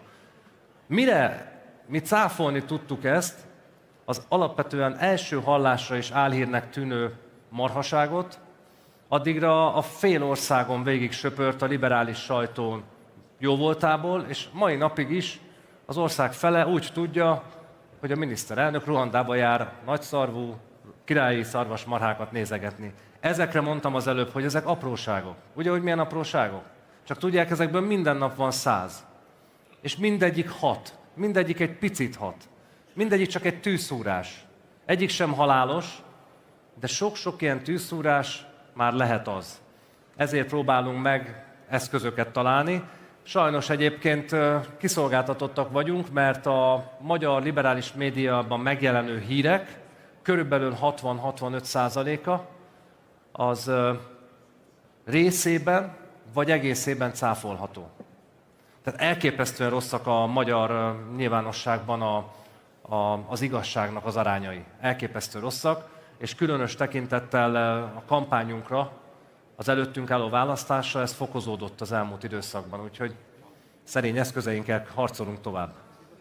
Kérdezted, hogy az inger küszöbét eléri ez a társadalomnak, hogyha egy Zsidai Viktor lenyilatkozza ezt mondjuk a 444-nek vagy a Telexnek. Reményeink szerint nem. Csak vannak olyan nemzetközi támadások, amik szerintem az érzékeny közvéleménynek az antennáit komolyan berezegtetik. Úgy tűnik, hogy nem csak Brüsszelből érkeznek ezek a támadások, most már Kijevből is. Egy parlamenti választások előtt álló demokrácia, egy olyan demokrácia, amely esetében nagyon nem babra megy, hogy milyen választási eredmény fog születni. Mit lehet ezekkel a támadásokkal kezdeni, amelyeknek egy jelentős része szintén álhír formájában jelentkezik? Ugye utaltam rá már az előbb, azzal mi tisztában vagyunk, látjuk, hogy az ukrán titkosszolgálat nagy létszámmal van jelen Magyarországon. Az ukránoknak vannak nemzetstratégiai céljaik. Az ő céljuk például, hogy csatlakozzanak az Európai Unióhoz. Az ő céljuk az is, hogy Magyarország is vegyen részt Ukrajna finanszírozásában, és az ő céljuk, hogy Magyarország is vegyen részt a katonai segítségnyújtásban. Mi nem akarjuk az Európai Uniós csatlakozásokat, nem akarjuk a finanszírozásokat, nem akarjuk a magyarok pénzét odaküldeni, és végképp nem akarunk katonailag részt venni, bármi módon belesodródni abba a konfliktusba. Két szláv nép konfliktusa. Amikor szükség volt ránk, akkor segítettünk az ukránoknak. Mikor menekültek az ukránok, ez volt az első biztonságos ország, befogadtuk őket. Az egész ország egy emberként élelmiszert, ruhát, gyógyszert, mindent vitt nekik. Az állam gondoskodott az ukrán gyerekek, anyák, idősek ellátásáról, óvodákat, bölcsödéket, egészségügyi ellátást biztosítottunk nekik. Tehát a szó, amit az ukránok keresnek, az a köszönöm. Az a köszönöm. Ezzel együtt nem ezt a szót találták meg, hanem halálosan megfenyegették a miniszterelnökünket. De nem egy ukrán katona valahol a végekről, hanem Ukrajna elnöke. Halálosan megfenyegette a miniszterelnökünket. Tehát jó lenne, hogyha az európaiak elgondolkodnának azon, ott Brüsszelben is, hogy való-e az Európai Unióban egy olyan ország, amelyiknek az elnöke egy másik országnak az elnökét életveszélyesen megfenyegeti. Meg való-e egy olyan ország, amelyik ország halállistákat vezet az Európai Uniós tagállamok rendőri és politikai vezetőiről. Ezen el kell gondolkodni. Az ukránok ahhoz, hogy elérjék a nemzetstratégiai céljaikat, hogy tagjai legyenek az uniónak, hogy pénzt kapjanak tőlünk is, hogy katonailag belerángassanak a konfliktusokba, ahhoz bennünket meg kell buktatniuk. Tehát Ukrajnának kiemelt célja Magyarországon a kormányváltás. Most elfogtunk egyébként egy konvojt is, nem tudom, talán sokan nem hallottak róla. 2 héttel ezelőtt egy aranykonvojt fogtunk, Nyugat-Európából indult és Ukrajnába tartott, és Magyarországon el kellett fogni. Ukrán titkosszolga kísért sok 10 milliárd forintnyi dollárt és eurót, meg aranytömböket. 2 furgonnal. Most mondhatnánk persze, hogy jönnek az uniós pénzek Magyarországra, de talán többről van szó, mert ezek Ukrajnába tartottak. És ugye a pénzszállításnak ez nem a rendes módja. Egy osztrák bankból elindul ellenőrizetlenül, felfoghatatlanul nagy pénz, és megy Ukrajnába. Nem tudjuk, hogy oda jut-e, vagy a magyar kampányba. Ezt először is szeretnénk tisztázni, hogy mi a pénznek az eredete, mi a pénznek a célja, mi volt a célállomása, és ugyanannyi pénz hagyta el Magyarországot, mint amennyi bejött Magyarország. Ezeket muszáj tisztáznunk, mert Ukrajna anyagilag is segíti a politikai ellenfeleinket éppen az előbb elmondottak miatt. Tehát nekik muszáj itt kormányváltás ahhoz, hogy az ő céljaik teljesüljenek, az ukránok céljai. Ezért ők megegyeztek a mi ellenfeleinkkel, lepaktáltak, és ezért zárták el a kőolajvezetékünket is. Mert azt akarták, hogy a kőolajvezeték elzárásával krízist okozzanak Magyarországon, egy energiakáoszt. Azt akarták, hogy Magyarországon éppen a választási kampányban nőjenek az üzemanyagárak, ha nő az üzemanyagár, akkor nőnek a szállítási költségek, ha nőnek a szállítási költségek, akkor nőnek a bolti árak is. És az ukránok azt akarták, hogy káosz legyen. Ez volt a megállapodásuk a mi ellenfelünkkel. És sajnos a beavatkozásnak 1001 formája van. A titkosszolgálati, a kőolajvezeték elzárása, az anyagi, az aranykonvoj és a közösségi médiában terjedő álhírek is. Tehát ha április 12-én a Tisza nyeri a választást, akkor Ukrajna győzött. Ha a Fidesz, akkor Magyarország. Ez a választás tétje számunkra. Mennyi az idő, Marci? Máté? Csak mert, hogy jönnének utánunk, és bele kéne húznunk kicsit, a zebra kezdjen el ügetni. Az a helyzet, hogy ha van szakma a világban, amely 4 évente a demokráciákban megméretteti magát, és a másnapján ezeknek a megmérettetéseknek az egyik fele mennybe kell menjen, a másik meg be kéne csukja a boltot, az a közvéleménykutatói szakma. Ezzel szemben Magyarország egy olyan barátságos hely, ahol 4 évről 4 évre akkorát bukik egy része a közvéleménykutatói cégeknek, mint az ólajtó, és mégis itt vannak, talán még többen is vannak, mint 4 évvel ezelőtt. Azt a morális felelősséget azért pedzegessük már meg ilyen zebra módjára, hogy azért ekkora arcátlan előnyt mérni a kihívó csapatának, az több annál, mint egy egyszerű álhír. Mert ennek komoly felelőssége lesz majd, hogyha a felbőszült és a reménnyel kijárusított része a társadalomnak megindulna, mert mérges lesz. Ugyanaz a helyzet, mint az Egyesült Államokban volt. Végig azt mondták, hogy Kamala Harris vezet. Végig ezt mondták. Most ugyanez van Magyarországon. Tudjuk, hogy ott is mi lett a vége, és azt is tudjuk, hogy itt is mi lesz a vége. Ezek ma már kampányeszközök. Azok a közvéleménykutatók, amelyek feladják a saját hitelességüket a baloldal győzelméért, szerintem nem számíthatnak arra, hogy a választások után bárki komolyan vegye őket. Ezt már 4 éve is megcsinálták, máig még túléltek, de nem lehet szerintem az ő felelősségük firtatása nélkül tovább menni a politikai diskurzusban. Tehát 2 éve csapják be a magyarokat hamis közvéleménykutatásokkal. Ha igaz lenne, hogy már 50 meg 80%-kal vezetnek az ellenfeleink, akkor miért fenyegetik a induló kispártokat, hogy lépjenek vissza? Hát akkor nem elfér egy fél százalékos párt, meg egy 1%-os párt, még nem elfér. Ha ők úgyis 20-szal, meg 25-tel vezetnek, hát minden nap egy beismerés arra vonatkozóan, hogy ez is semmi más, csak álhírgyártás. Tartani kell a reményt a baloldali szavazókban, hogy akár sikerülhet is. És én azt javaslom, hogy kezeljük a helyén ezeket. 4 éve is azok voltak a hírek Magyarországon, hogy torony magasan vezet az ellenség, aztán megnyertük a választást 20%-kal. A kedvenc idézetemmel hadd zárjam a válaszomat. Van Magyarországon egy nagyon ismert, nagyon baloldali közvéleménykutató, úgy hívják, hogy Hán Endre. Hán Endre óvatos duhaj, ő egy kifizethető kutató, bárki számára kifizethető. A kedvenc mondatom tőle, hogy torony magasan vezet a Tisza, de nem zárom ki, hogy a Fidesz nyeri a választásokat. Ennyit a kutatásokról. Erre én azt mondom neked, hogy nekik Hán Endre, nekünk meg Szent Endre, és ezzel szerintem ezt a polémiát le is zárattuk. Az utolsó témaként hadd kedveskedjek amerikai barátainknak itt a nézőtéren, hiszen onnan emelkedett fel világszerte ismertként a Dallas című sorozat, és hát nekünk van egy fickónk itt Magyarországon a Bájgunár mosolyával és üvegszálas hajával, Kapitány István, aki magát a magyar Jockey Ewingnak nevezi. Az amerikaiaknak mondom, hogy ami nálunk Jockey, az nálatok J.R. Ewing volt, csak hogy ez egy ilyen furcsa magyarítás volt. Máténak szenzációs stáblistája van ezzel kapcsolatban, szereplőnként el tudja nektek mondani, melyik Dallas szereplő miről volt ismert. Kérlek, oszd meg a nézőkkel, és a Lucis részt is szó szerint. Ja, Istenem! Visszaérsz a korábbi ismertségünkkel.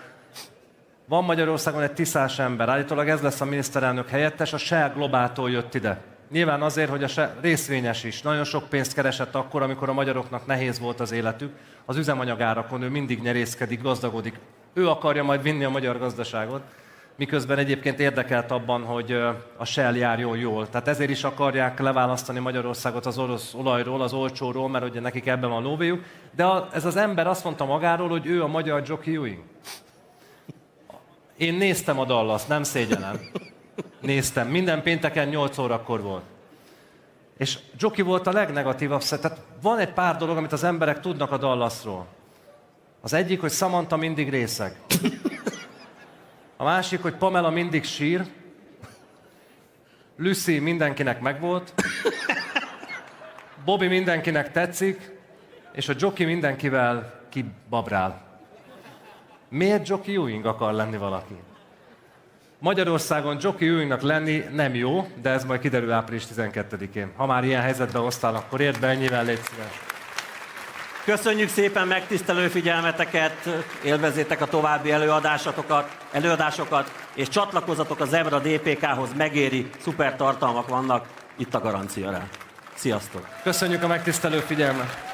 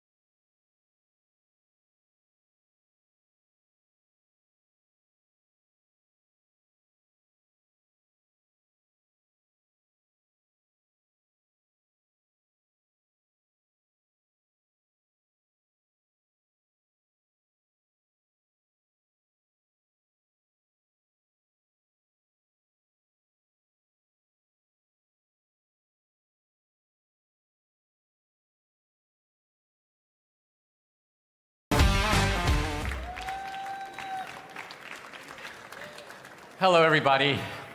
Hello, everybody. I'm Dinesh D'Souza, and I am an author and a scholar and a filmmaker in the United States. And I want to begin a conversation by saying a few words about what is happening in America, but also to try to describe this crisis that we are dealing with in its broadest terms. If we think historically, Western civilization has dominated the world for the past 500 years. Prior to that, there was a sort of rivalry of multiple civilizations. You had the Indian civilization, the Chinese civilization, the civilization of the Americas, Islamic civilization, and Western civilization was, quite honestly, a bit of a relative backwater compared to some of these other civilizations. But this began to change starting around the year 1500. And what has happened since then is the leadership of the West has shifted. So the 16th century belonged to the Portuguese, the 17th century to the Spanish, the 18th century to the French, the 19th century to the British, and in the 20th century, the United States of America became the frontline representative and defender of the West. There is currently, in my view, a massive effort to undo these 500 years of history, to ultimately overturn Western superiority and to structure the world in a different way. What is particularly strange is that this attack on the West is not merely coming from the outside, but it is also being promoted from the inside. In other words, some of the deadliest enemies of Western civilization are inside Western civilization. And in fact, the progressive left is the vanguard and the enabler of the campaign to bring down the West and to end the era of Western historical superiority. Now, in the United States, we have this phrase, "Make America Great Again." And I want to reflect on that for a moment as to what that actually means. And then I want to ask Balázs to comment about what does it mean for Hungary? What does it mean for Europe? Make America Great Again is a reference to the ideals that shaped America, particularly the ideals of the American Constitution. But if you were to try to put this in a very concrete way, my mind flashes back to when Ronald Reagan first ran for the presidency in 1980. He said, "I'm running to protect 5 things." He said, first, "I'm running to defend the idea of the individual." And if we think about it, the idea of the individual, of individuality, is a Western invention. The idea that each of our lives has a unique significance and a unique destiny. This is a Western idea. So number 1 is the idea of the individual. Number 2, the idea of the nuclear or traditional family. Number 3, the church. Number 4, the local community, the neighborhood and civic life at the local level. And number 5, the country, which is to say patriotism, which is to say the nation. So conservatism, when we use the phrase conservatism, what are we trying to conserve? We are trying to conserve those 5 things. Who is against those things? Well, the 2 most aggressive forces against those things are, number 1, radical Islam, and number 2, the progressive left. Now, what's interesting about these 2 groups is that they have completely different endpoints.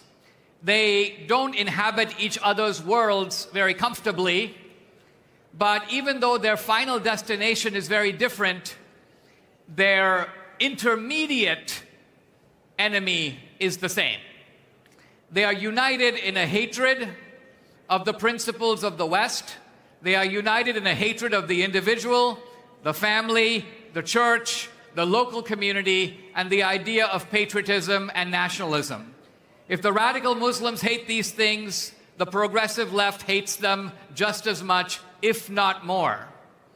And so, in my view, this is what there's been a coordinated global left for a long time, very well organized, very much in touch with each other across the world. There's only emerging now, for the first time that I see it, a global right. We're only seeing offshoots of it, but it is developing. And what I'd like to explore with you, if I may, is how do you see the role of Europe in general, but specifically Hungary, in fighting this global struggle? Well, good afternoon, ladies and gentlemen. It's a privilege to be here. Dinesh, you have to know that we Hungarians are, I would say, we are quite a special species, because we do not want to save the world. We just want to protect Hungary as it is and as it was, and as it should remain and should be in the future. This is our ultimate goal. So we Hungarian politicians, on the patriotic side, we think that our first and foremost responsibility is to defend the interests of our people. And I'm also leading an educational and a talent management institution, and I try to convince the very talented, very bright students that they should understand the word, they should explore the word, but they should focus on the domestic issues. If they learn biology, they should help to save the domestic species, animals or creatures, because no one else would do that. If all the Hungarians are focusing on the universalist things, focusing on things which are happening outside the continent, outside different sides, different parts of the world, then who will focus on things which are actually matters for those people who are living here? So I think this mindset is very much relevant and very much important for the patriotic forces everywhere, especially here in Hungary and Europe. We need political leadership which takes responsibility in line with the need and the interest of those people who are electing them. Because we cannot rely on the liberals, because the liberals, they follow very different principles, as you were saying. They have universalist beliefs, which turned out to be devastating beliefs. They say it's about freedom, but it turns out it's about letting invaders in. And so it's a lie. It's something which is actually not benefiting the people of the Western nations, but actually undermining their future. So what we realized is that if we don't stick together, we nationalist, patriotic political forces in the West, then sooner or later the liberals will overtake us and destroy each and every nation, and then we are in trouble. So then we started to open up a little bit, still focusing on our domestic issues, but opening up a little bit and trying to find partners and friends. And this is why we are extremely grateful to have you and all the European and American people from everywhere to come to visit in Hungary, discuss things, sticking together, and trying to create a movement which can make us very proud. So my question for you would be, what's going on in the United States? Because we need in the United States an American leadership which is saving actually the great people of the United States. And I hope we will have, and that leadership will remain in Hungary, which is the first and foremost important goal is to save the great people of Hungary. What's going on in the United States is that by some strange turn of providence, the United States has produced a leader in Trump. I think it's fair to say that when God made Donald Trump, he threw away the mold. By that I mean, this is a very unique character who is now at the helm in the United States, unlike any other president, in almost every way. The power of Trump, I think, is that he represents something in the American spirit, which is a pioneer spirit. It is a spirit that distrusts bureaucratic obfuscation. You know, if a normal American president goes to a meeting, they come out with the usual boilerplate, like, we had an interesting meeting, we made significant progress, we expressed our concerns, blah, blah, blah, blah, blah. This is not Trump. You know, Trump will come out of a meeting with Kim Jong-un and he will say, you know, that guy is really short, you know? And Trump will say something like, I was tempted to put my glass on his head. And, you know, he wanted to know why I call him Rocket Man. You know, now what I'm getting at is, the sophisticated people will laugh and they will go, look at Trump, he's such an idiot. But what Trump is doing, which is very important, I think, is he is putting you in the room. He is showing you, I'm going to take you behind the curtain. I'm going to show you how these things actually function face to face. Now, from the vantage point of the United States, Europe appears to have lost its nerve. Looking at Europe generically, it seems to have lost its fighting spirit. It is not the Europe of Walter Raleigh. It's not the Europe of Winston Churchill anymore. It's almost like when I visited Venice some years ago, they were telling me that when the Venetians were surpassed by the Spanish in building ships, they invented Carnival. Carnival is a way of saying that we are finished, we're never coming up again, let's have a party. We are in decline and we have to get used to it. So to me, the importance of Hungary is you've got this little outpost in Europe with a great history, and I hope I see it in Orbán and I see it in the Hungarian people. The importance of the Hungarian election for me is it is an attempt to show that in Europe, the continent is not finished. In Europe, these core principles of the individual, the family, the community, the country are still important. If you're willing to fight for them, there are probably going to be some people in Denmark and the Netherlands and France, and I don't know, France is maybe too far gone, but you might be able to help revive Europe, because right now Europe is breathing down your neck. I'm thinking here of the bureaucracy of the EU. And hopefully you can find some allies in the United States and elsewhere to help you in this EU attempt to squash out your movement and dissolve you into this progressive European bureaucracy, which would be the death of Hungary and the death of Europe. Don't worry, Dinesh, we have a plan. We are going to win the elections. Then we are going to restore Central European patriotic cooperation. And then we will demolish the Brusselian bureaucrats and take over Brussels and restore Europe of nations. That's our goal. Quite simple. We will have a couple more time to achieve. Yes. No, that would be good. Let's conclude very briefly with a word about Ukraine. If you have a word to say about it, I'll maybe then wrap it up. Well, it's not an easy situation. We have to be very honest. It was mentioned in the previous discussions as well. They have their goals, we have our goals. The problem is that what Ukraine wants, it goes against the interest of Hungary. It's so simple. They want something from us which is not good for our people. So we are Hungarian politicians, so we don't want to support, the Hungarian people do not want to support the war. They do not want to be in the same union with Ukraine, and they want to use cheap energy. That's so simple. So yes, that's a black and white question.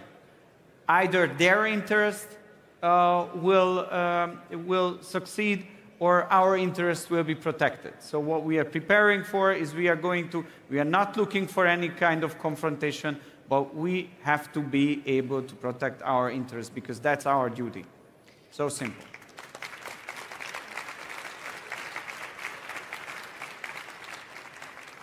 Looking at it from the US point of view, there's a very important difference between Russia and, say, Iran. Russia, Putin, is somebody who is aggressively defending the Russian interests, as he should, but he is not threatening the world with a revolutionary ideology anchored in martyrdom that seeks ultimately, and in fact proclaims, death to America, death to the West, that is attacking us not merely ideologically, but also with a certain type of religious zeal. One of the striking things about Islam to me today is it has not lost the force of its original revelation.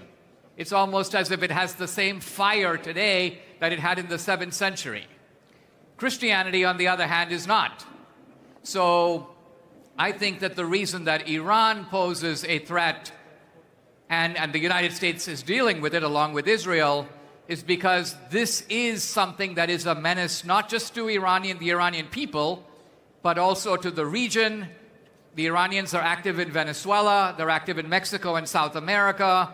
The threat ultimately is reaching us in a way that the Russia-Ukraine war is not. And so I think in foreign policy, you have to make a distinction between countries that are pursuing their own national interests, this is to be expected, and revolutionary ideologies that would, if they could, not let any of us sleep peacefully at night. And with that, thank you for joining me, Balázs, and thank you very much. Thank you very much. Goodbye.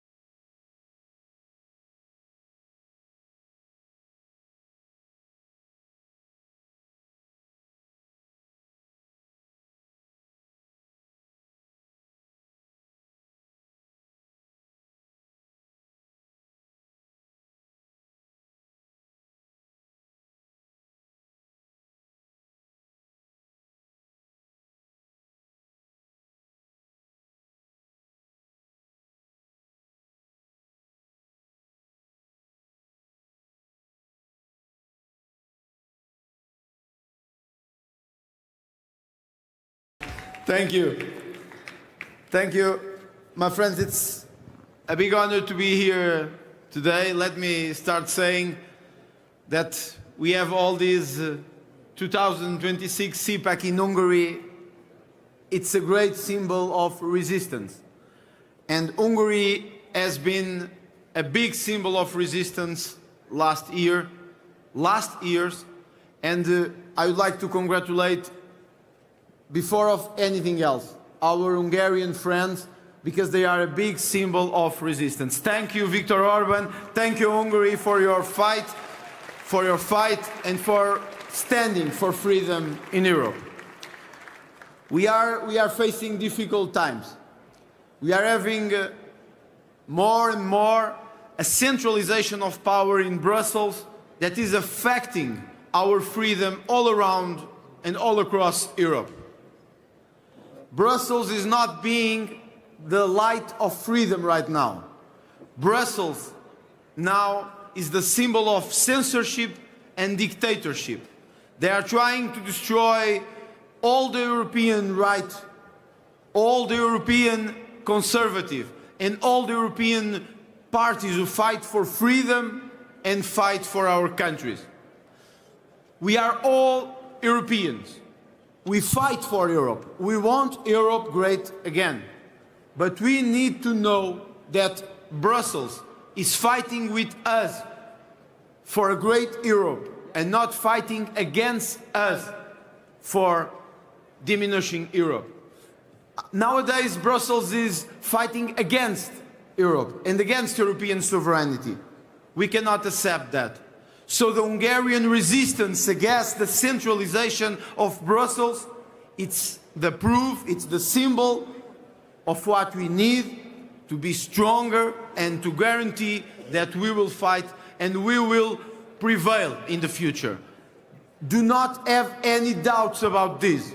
The left will not prevail in Europe. We will prevail in Europe. The right will prevail in Europe. The conservatives will prevail in Europe. Let me, because this is an important moment for it, we are in a very specific moment in relation to the freedom of speech. Brussels and the European Union are now approving faster and faster and faster new waves of rules to limit our freedom of speech, to censorship, to implement censorship in the social media, and to limit our ability and our capacity of free speech. The Digital Services Act, it's the main proof that European is trying to control our minds, that they are trying to control our speech, and they are trying to control what we think about everything. When we built Europe, it was not in the beginning thinking that one day they will try to limit our freedom of speech and our freedom of free thought. But they are doing that right now. And they are threatening countries like Hungary, but also the Czech Republic and even other Western countries, that if you don't think like us, we will cut you off the money. We will cut you off all the funds. Hungary is paying a high price because of that. All our history, it's a history of fighting for Europe and fighting for freedom. We have to choose between the Brussels money and our conscience freedom. And if we have to choose between Brussels money and our conscience and our freedom and our values, I propose that we fight for our values, for our freedom, and that we defeat the European Commission, Ursula von der Leyen, and all the European powers. We are changing Europe. Step by step, we are changing Europe. It's not just here in Hungary. We are really doing it. We are doing it in Portugal. We are doing it in Spain. We are doing it in Italy, in Germany, in Belgium, in the Czech Republic, in Italy. I've seen so many leaders and friends here. We are changing Europe. Let me give you two small examples of what we are achieving and what we can do in the future. We are now, in Portugal, the second largest party. That was impossible 10, 15 years ago. But we also had 33% in the last general presidential election. The same is happening all around Europe. Let me give you, thank you. Let me give you two examples. In the parliament this year, in the Portuguese parliament, we achieved something that is important for the future of Europe. We are facing waves and waves of uncontrolled immigration, and especially Muslim immigration.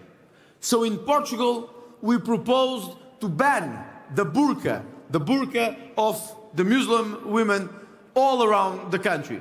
The left was very, very, very strong against us, but we managed to do it. We banned the burqa from Portugal, and we can do it all around Europe. We banned burqa from Portugal. Because if people come to Portugal or to Spain or to France or to Hungary or to France or to Germany, if they come to Europe, they have to respect our values.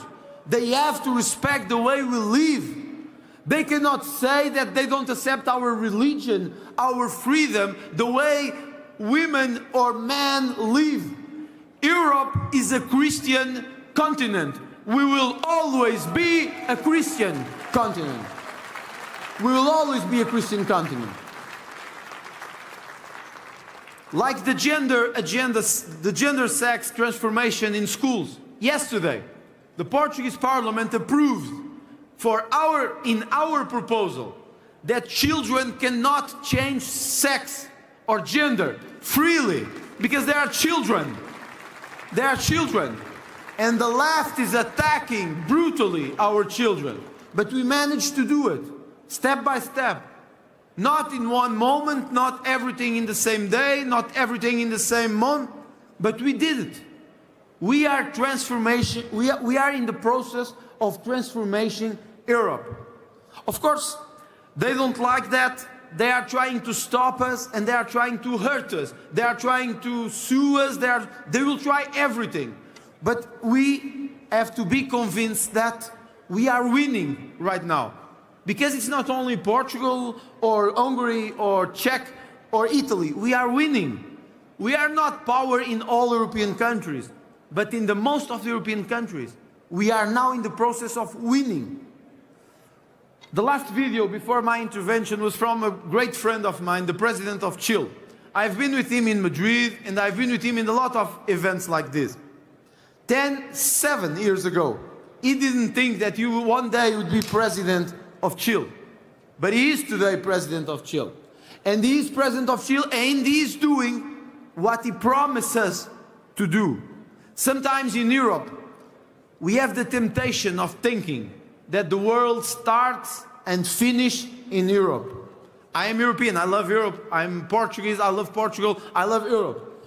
But there are more people in the world now fighting for freedom, fighting for conservative values, fighting for Christian values. So, if you allow me, I would like to make 3 special names mentioned here at this CPAC because I think they really deserve this mention. I'd like to mention our great friend Javier Milei because he's a great friend of us. He's a great president of Argentina and he's changing Argentina for much better. And he's a great friend of us here in Europe. I'd like to mention José Antonio Cast because he's changing Chile and he's changing the way we see politicians. And if you allow me, because for our Portuguese culture this is especially important, our Brazilian friend Jair Messias Bolsonaro. And I'd like to mention him here because I know, maybe all of you know, but I know, he's now in jail. He's now in jail for 27 years.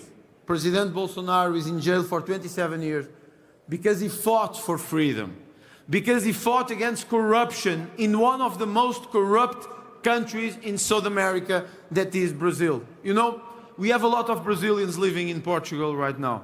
Most of them, they voted for me and they voted for Chega. But they know the corruption which was installed in Brazil for the last decade.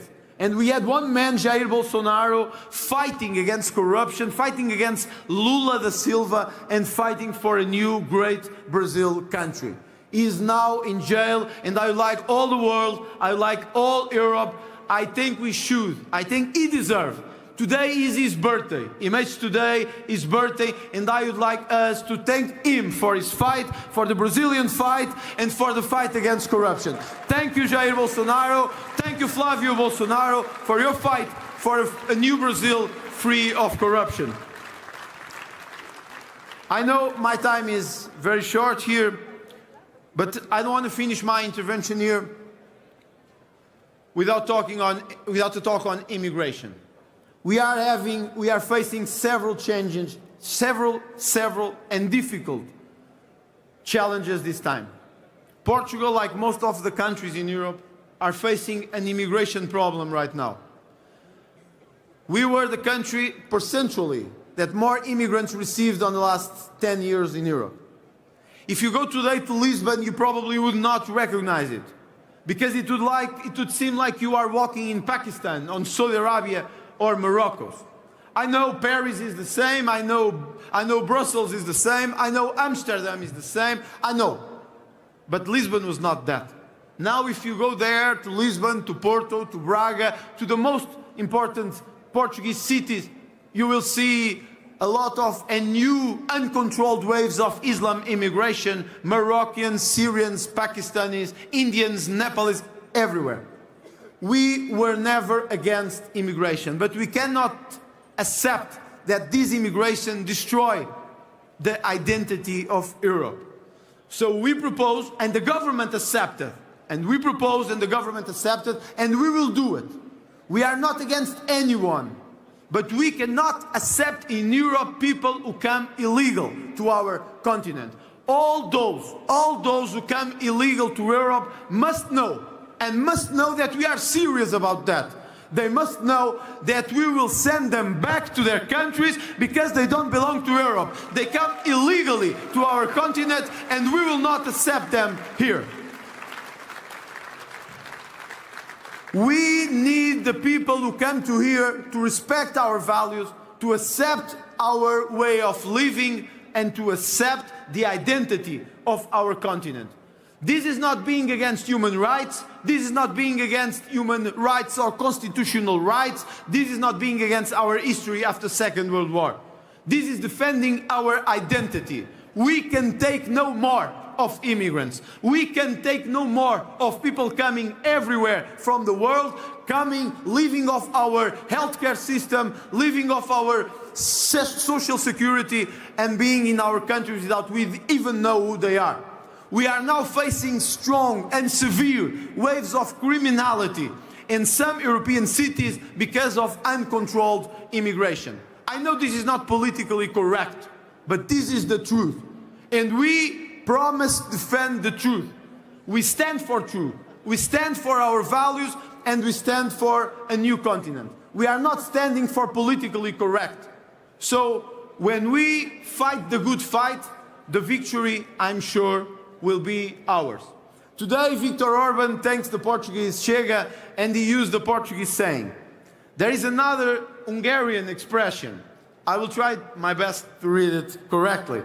But it says, Miénk a Jerusalem, which means the victory will be ours. You have to believe this. This fight will be hard, this fight will be tough, but at the end, in Portugal, in Spain, in France, in Belgium, in Germany, in Hungary, in Czech, in Italy, in all the European countries, my friends, we will win. We will defeat them, and we will win for the future. Thank you. Thank you very much. God bless you. Thank you. Thank you.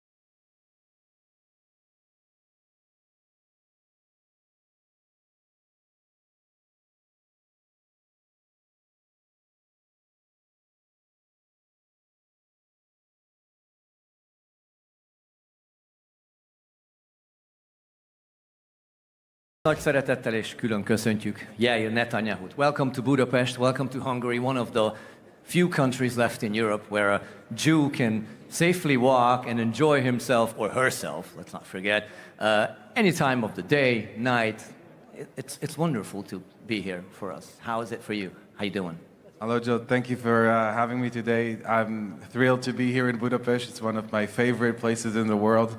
I love Hungary. I think Israelis are discovering Hungary in recent years and fell in love with Hungary, and we all feel so safe here, and it's such a beautiful country and safe country, and it's like almost like a second home for me.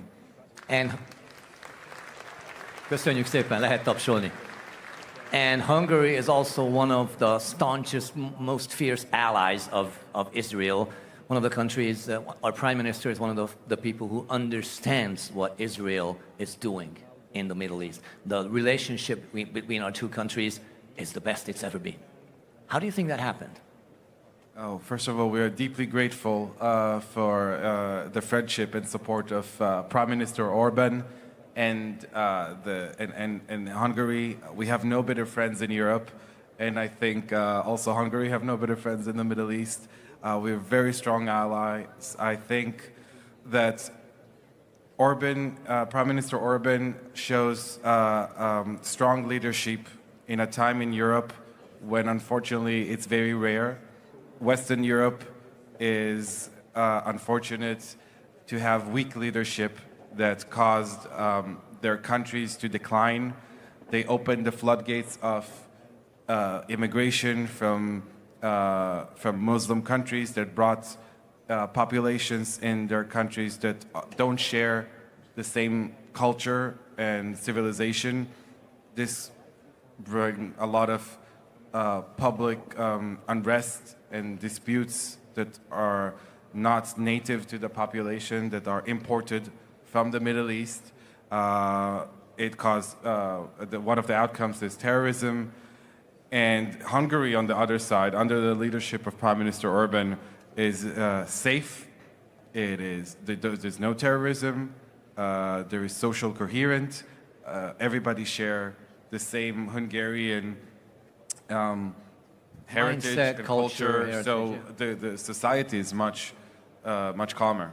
So I think Prime Minister Orbán really did a terrific job. And also he takes care of the sovereignty of Hungary vis-a-vis the European Union, because a lot of these Western European countries gave up the sovereignty of their countries and gave it to unelected bureaucrats in Brussels. They don't have maybe the best interests of their people and their countries at heart, while Prime Minister Orbán kept the interest of the Hungarian people in Hungary first, and know how to push back on Brussels when they're demanding stuff from Hungary which is against the interest of Hungary. So we both understand how it feels like to be surrounded by people, countries and folks who are not so friendly to us. I think Hungary has come a very long way in the past about 100 years. We're much better off than we were in, let's say, even like 30 years ago. But Israel is having the same difficulties it's always been having, being surrounded by a culture, not just people, but a culture, a religion, a way of life that wants to destroy what you're doing there. And right now there's been a lot of conflict on and off. Now there's a very hot conflict in the Middle East, which Israel and the United States are heavily involved in, against Iran. The European Union seems to be very lukewarm in this regard. What is happening? You coming from Israel, the few minutes that we have are, of course, not enough to give the whole picture, but in a few words, a few minutes, can you explain to us what is happening in Iran and why it's important geopolitically and for Israel and for Europe, Hungary too? So Iran is the main source of terrorism and chaos and civil wars and wars in the Middle East in the last 40 years, since the Islamic Revolution in 1979. They built proxies in Lebanon of Hezbollah, in Gaza of Hamas, in Yemen of the Houthis, in Iraq with the Shia militias that brought horrible suffering for their region, of the whole Middle East.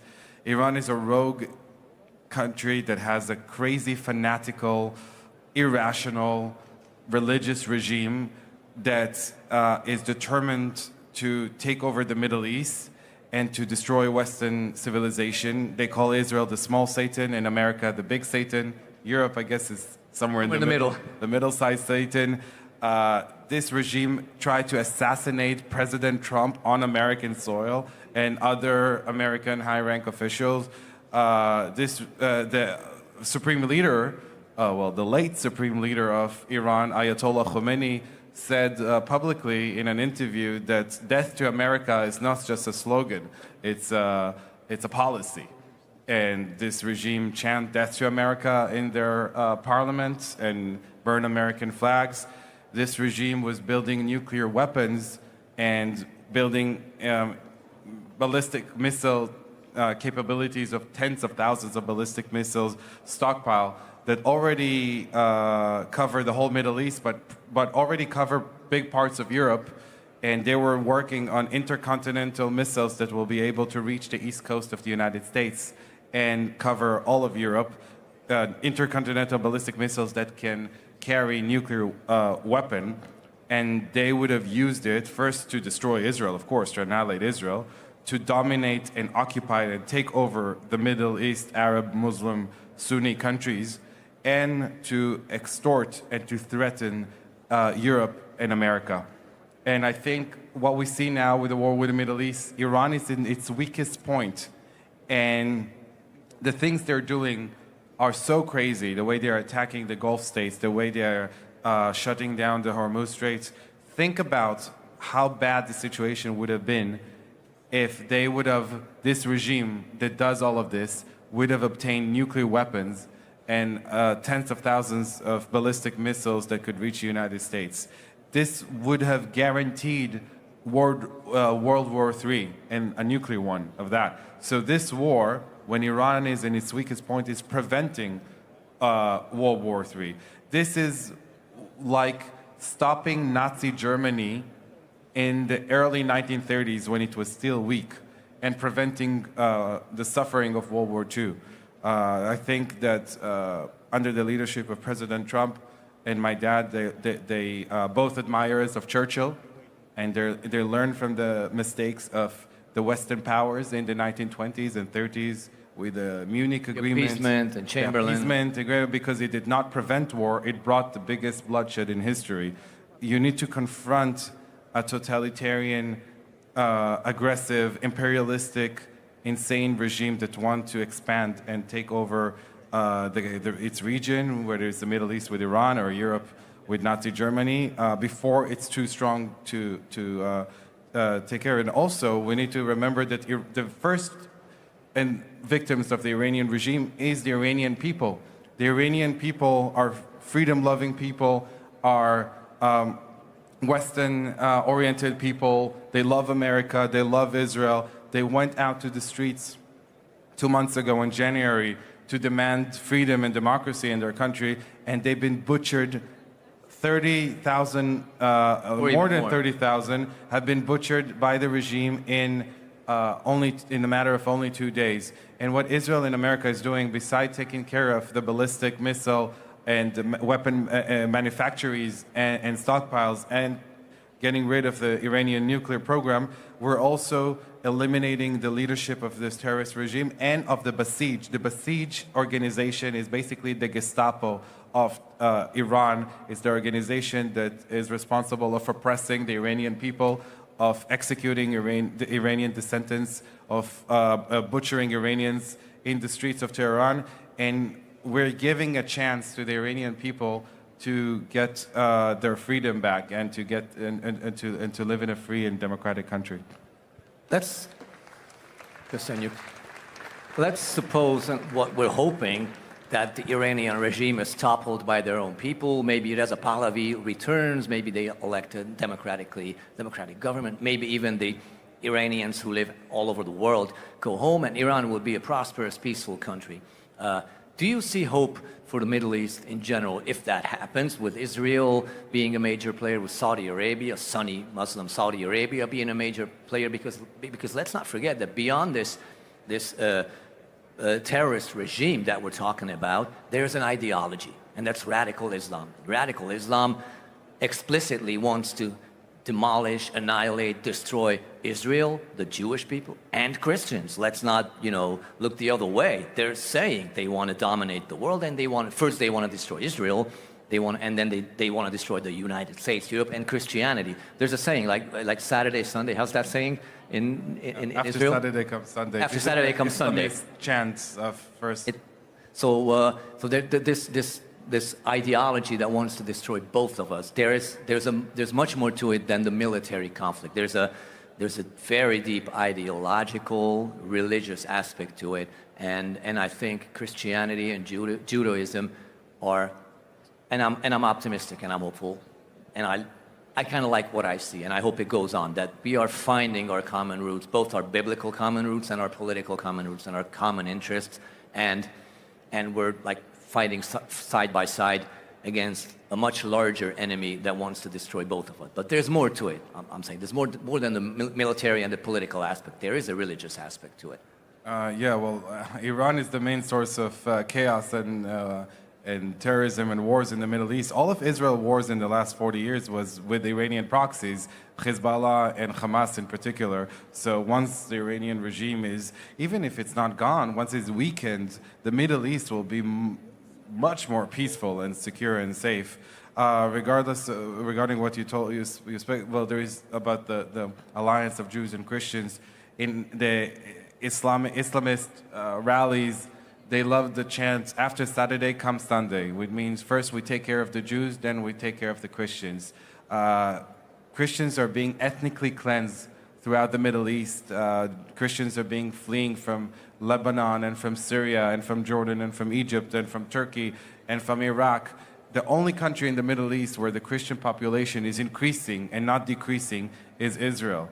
The only country in the Middle East where Christians are equal, free citizens is Israel, that serves in the army, that serves in our Supreme Court, in our politics, in every aspect of the Israeli life. Israel is the only safe haven for Christianity and Christians in the Middle East. I can give you the example of the holy city of Bethlehem, where Jesus Christ was born. Up until 1994, Israel controlled the city, and the Christian population of the city was above 80%. In 1994, Israel signed the Oslo Accords and transferred the control of the city to the Palestinian Authority. 30 years later, or something like that, today the Christian population is less than 10%. Most Christians in the city were persecuted and fled because of the persecution of the Palestinian Authority. Israel is the only country in the world that ever fought for Christians in the Middle East. In the 80s and 90s, Israel fought in the civil war. Israel invaded Lebanon because Lebanon was firing rockets in Israel, but also because there was a civil war going on in Lebanon between the Christian Maronites and the radical Islamist Hezbollah and Palestinian factions. And Israel fought along with the Christian Lebanese against the Islamist militias. So Israeli soldiers were fighting and dying for the Christians in Lebanon. So I think that it's important to understand that the importance of Israel of preserving Christianity and the Christian population in the Middle East. Thank you very much. Hölgyeim és uraim, a fiatalember nekem még a színfalak mögött azt mondta, hogy ő egy introvertált, aki nem szeret beszélni. Hát szerintem fantasztikusan összefoglalta a helyzetet. Köszönjük szépen. Thank you again for being here. Thank you.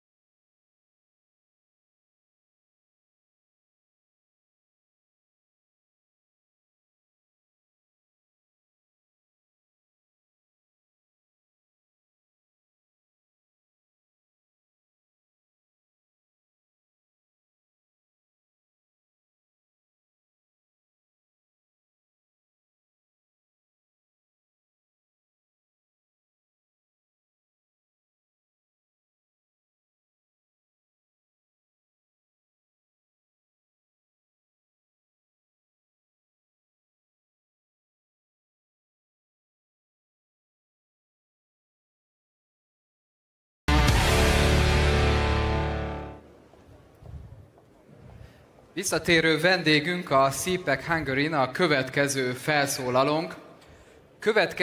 Következetesen ellenzi Ukrajna további pénzügyi támogatását, különösen, hogyha az Európai Uniós hitelre gondolunk, a hadikölcsönre. Véleménye szerint a német és európai adófizetők terheit nem lehet a végtelenségig növelni egy elhúzódó konfliktus költségeivel. Hölgyeim és uraim, a színpadon az AfD társelnöke Alice Weidel!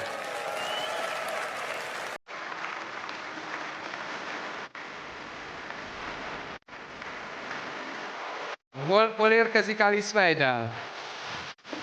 Hol nézzék? Csak ott van, ha jól látom.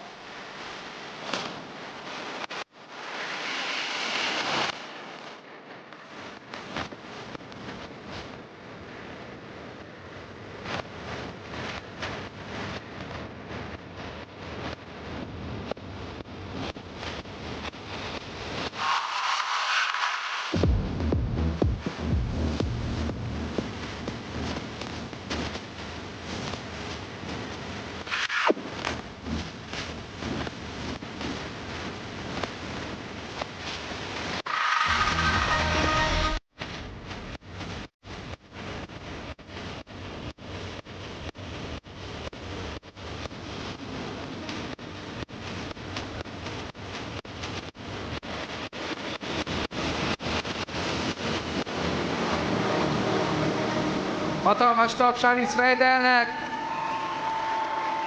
aki a kedvenc techno zenéjére érkezett hozzánk ide Budapestre.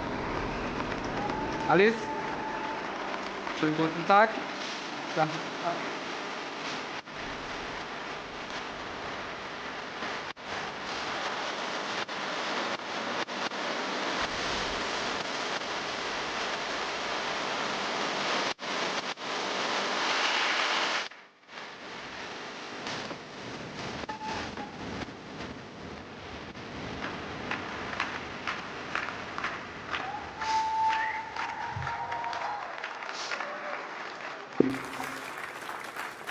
Good afternoon.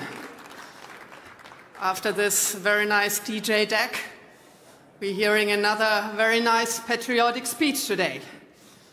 Dear Prime Minister Orbán, esteemed participants of CPAC, dear ladies and gentlemen, dear Sarah, I also brought my wife and my children with me today.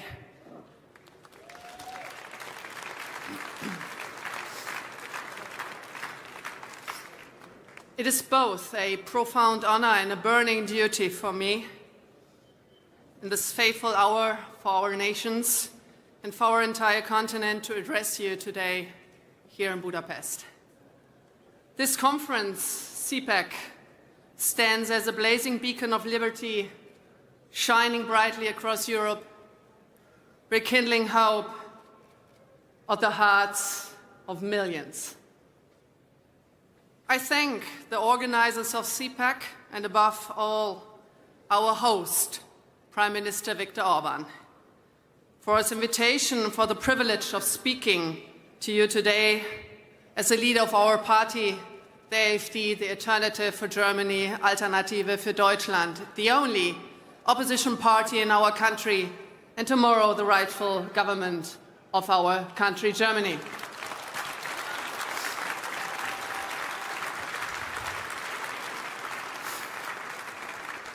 Europe has arrived at the crossroads of destiny.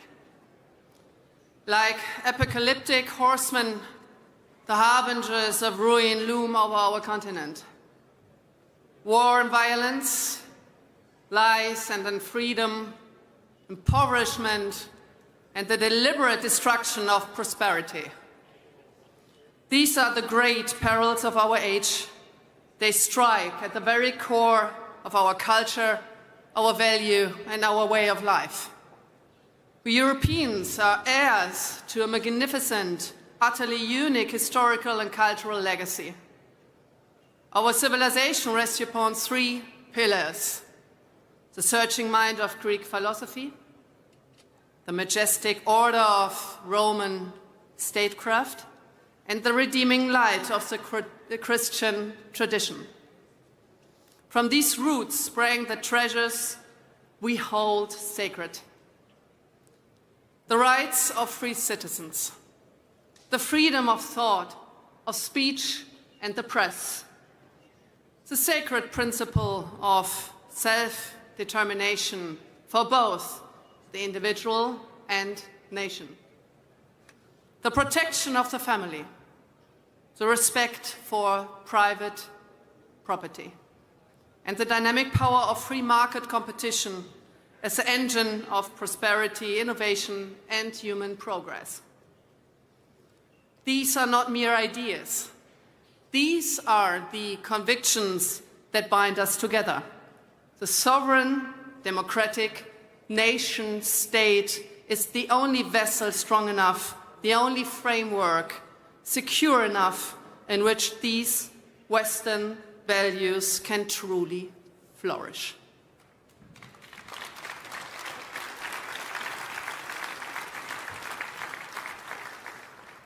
This is not something we may take for granted.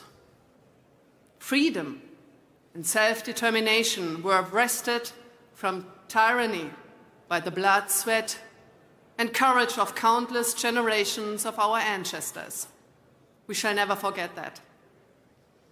We, Germans and Hungarians, two proud nations, know exactly what it costs to defend liberty.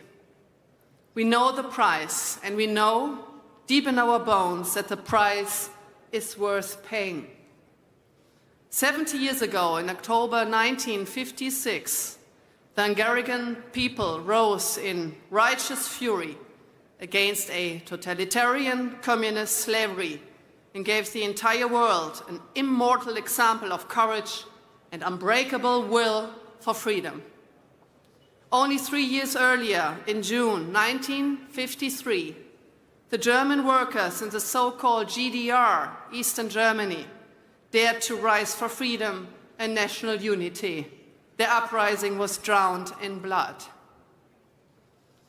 It was not until 1989 that the German people in the communist part of my fatherland, together with the peoples of Eastern Europe, finally tore the chains of communist dictatorship from their necks. And Hungary stood once again at the very forefront of liberty. We Germans will never, ever forget what we owe the Hungarian nation.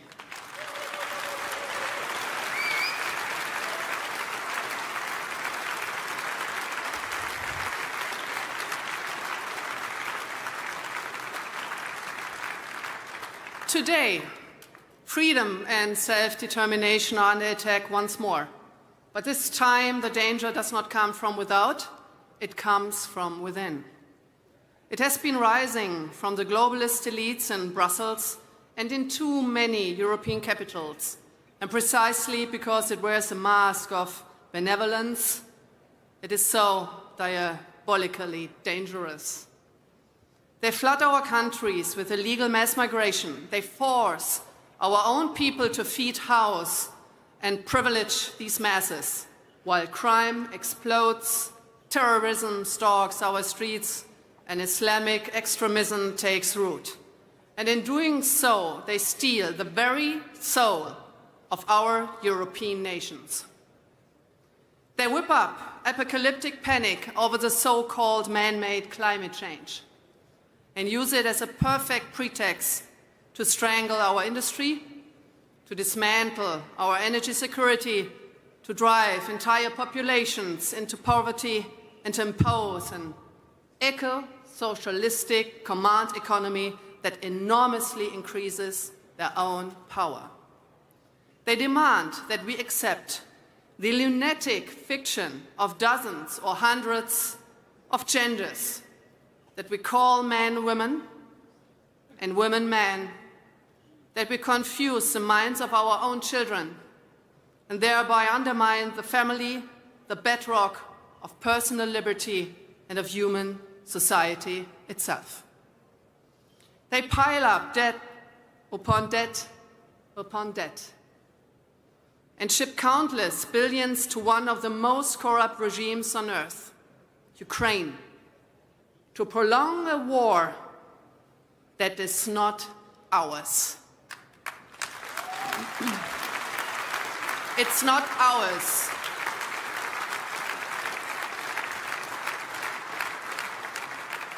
They stand with Kiev, even when the regime blackmails, threatens, and physically attacks vital infrastructure inside EU member states. And still, that is not enough for them. They wage permanent war against free speech. They hunt down citizens who dare to criticize this catastrophic authoritarian course. They hide behind the cynical banner of fighting disinformation to persecute parties and governments. They place the vital interests of their own people first. They do not even shrink from interfering on national elections, trying to manipulate the sacred will of free citizens because they fear above all else what the people might freely decide. In Brussels, they seem to believe the patience of the European people is infinite. They're wrong. The surging support of our party, of the German AfD, Alternative für Deutschland, and the rock-solid backing the Hungarian people continue to give to you, Prime Minister Viktor Orbán, are the living proof that the patience of free citizens is running out.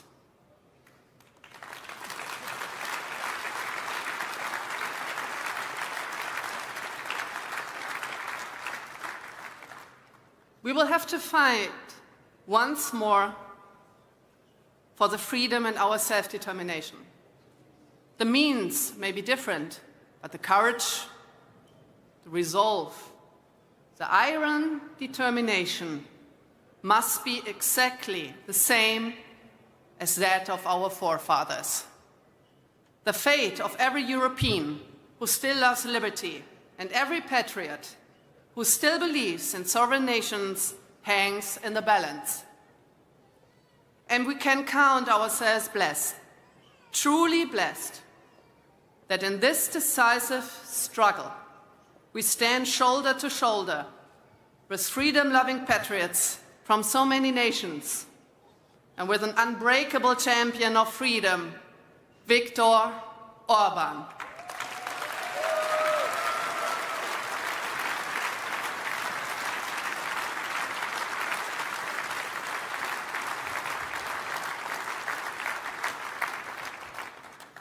We patriots, we stand together shoulder to shoulder to wish Fidesz and Prime Minister Viktor Orbán all the success for the upcoming elections on April 12th. We wish you all the best.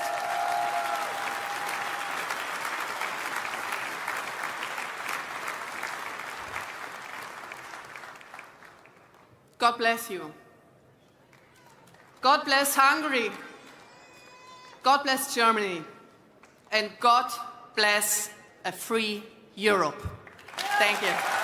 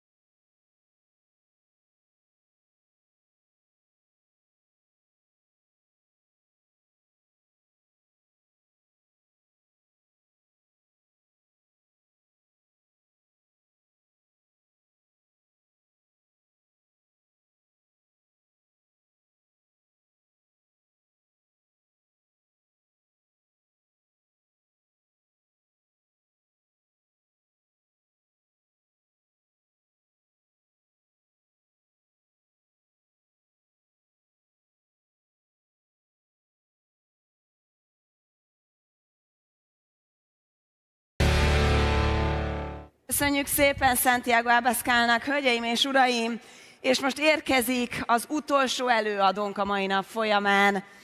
Egy igazi főszónok, a CPAC Hungary színpadára érkezik egy olyan előadó, aki visszaadta a reményt egy országnak, egy kontinensnek. Érkezik Argentína oroszlánja, a szabadság legismertebb rockstárja, természetesen spanyolul fog beszélni. La escena es suya, a színpadon Javier Milei! Hola a todos, yo soy el león. Rugió la bestia en medio de la avenida. Todos corrieron sin entender. Body show a plena luz del día. Por favor, no huyan de mí. Yo soy el rey de un mundo perdido. Soy el rey, te destrozaré. Todos los cómplices son de mi apetito. No te escapes, ven a mí, desnúdate, enfréntame.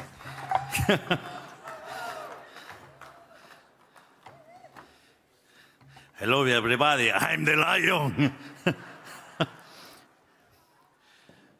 Buenas tardes a todos.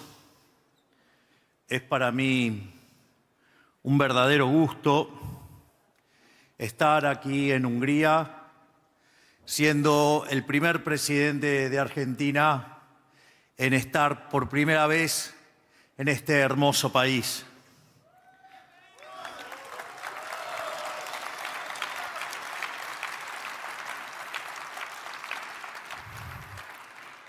Un país que admiro por tantas mentes brillantes, en especial por uno de los más grandes genios de la humanidad, como fue, por ejemplo, John Boy Neumann, y toda una tradición de grandes matemáticos.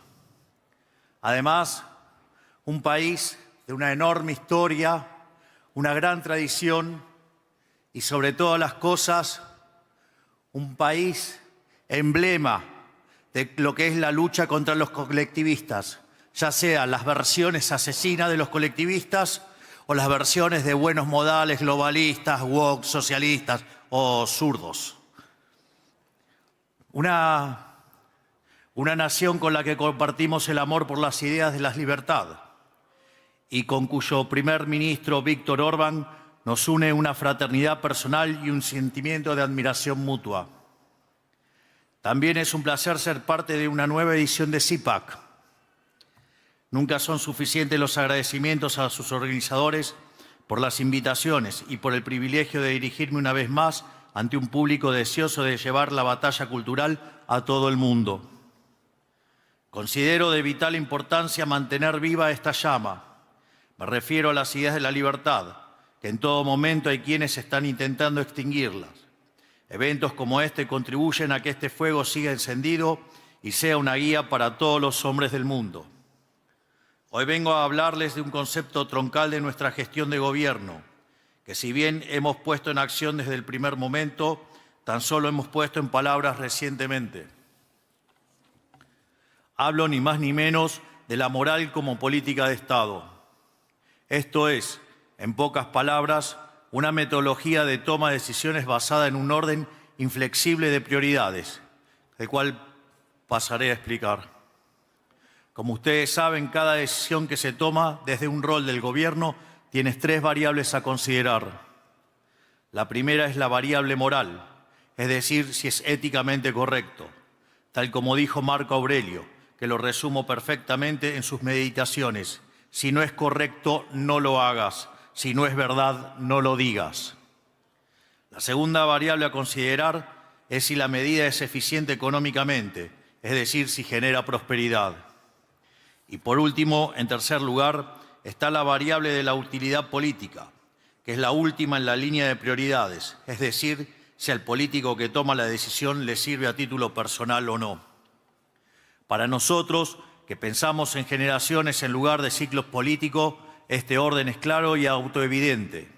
La moral, lo moralmente correcto, es decir, la defensa del derecho a la vida, a la libertad y a la propiedad, siempre, sin excepción, están primero. Y el cálculo político siempre, sin excepción, está al final. Este marco moral funciona como una plataforma, diría la única plataforma moral creada hasta la fecha, sobre la cual puede surgir naturalmente el capitalismo de libre empresa, el sistema económico más eficiente a la hora de generar prosperidad y riqueza y sacar miles de millones de la pobreza. Y por último, es el crecimiento económico lo que termina generando la utilidad política, porque cualquier político bajo cuyo mandato su pueblo prospere sacará alguna forma de rédito político. En la Argentina, durante 100 años se hizo diametralmente lo contrario. Los políticos pusieron en duda la propiedad privada, emitieron dinero sin respaldo, endeudaron a generaciones enteras que aún no han nacido y un sinfín de aberraciones económicas y morales de toda índole. Todo con el objetivo principal de favorecer sus trayectorias políticas en el corto plazo, de cada cara a elección de turno, en detrimento no solo del bienestar material de sus pueblos, sino de su integridad moral. Y con esto me refiero a que el político transmite su obsesión por el corto plazo al mercado y a la población, obligándola a adaptarse a marcos temporales cada vez más acotados. Es decir, el Estado, que debería más que ningún otro actor en una sociedad velar por los intereses a largo plazo de una nación, termina sin poder pensar siquiera a 3 años. De esta manera se revierte el proceso de civilización, empujando a las personas hacia un estado de inmediatez barbárica donde el día a día prevalece por sobre el proyecto a futuro. Y en ningún momento queda esto más claro que en los procesos inflacionarios, en donde la incertidumbre por los precios del mañana llevan a una destrucción del ahorro y la producción de hoy.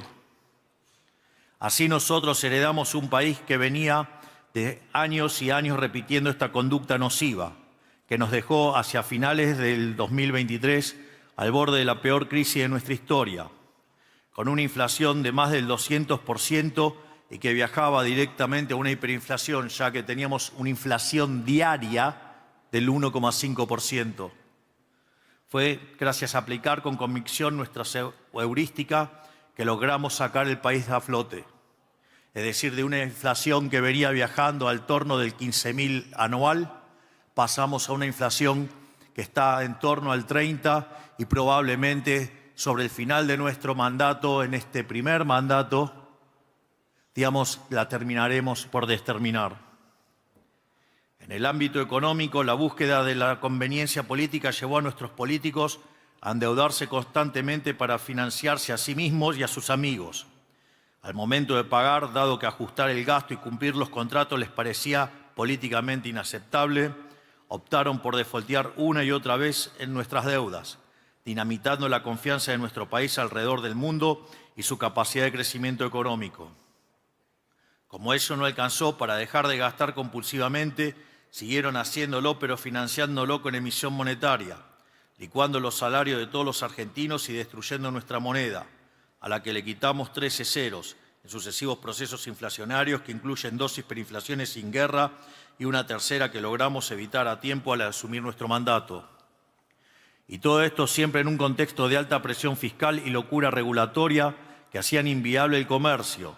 Sin duda, la fiesta del gasto público, traducida en déficit fiscal crónico, obedeció en todo momento a las más frívolas necesidades políticas de los dirigentes.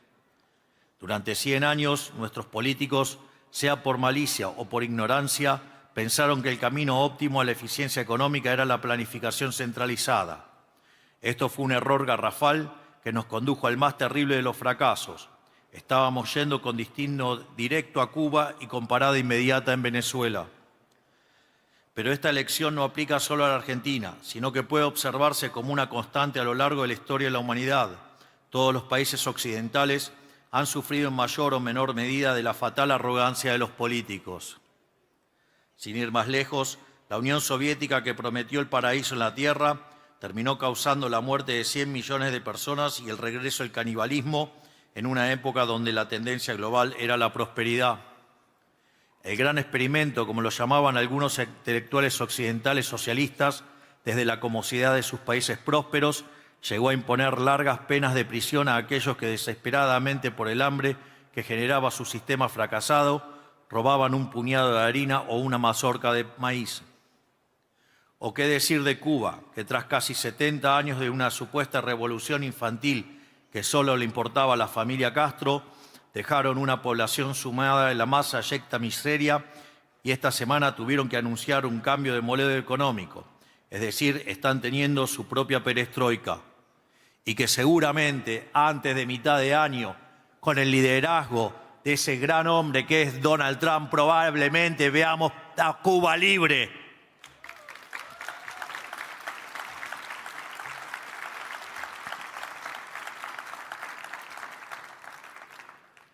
En cada uno de los casos podemos ver que la toma de estas pésimas decisiones que sacrificaron la libertad en el altar de la supuesta eficiencia fue guiada por la utilidad política. La planificación le da infinitos recursos al comunista de turno para hacer lo que le da la gana. Y todos estos errores o maldades ocurrieron porque abandonaron pensar primero que nada en el orden moral, o mejor dicho, lo hicieron obedeciendo a su propio orden moral retorcido. Por eso llamamos comunistas a quienes quieren transitar el mismo sendero en los países occidentales, que lograron acumular riqueza haciendo exactamente lo contrario. Y eso vale también para los que son de buenos modales, los socialistas de buenos modales, que se arropan de gente buena y que en fondo dictan políticas que exterminan naciones.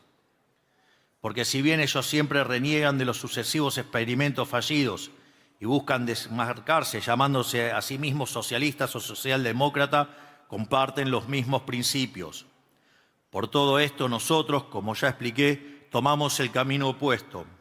Aunque todos dijeran que era imposible, en nuestro primer mes de mandatos hicimos el ajuste más grande de la historia de la humanidad sobre el gasto público para afrontar nuestros pagos de deuda y así comenzar a recomponer la credibilidad de nuestro país.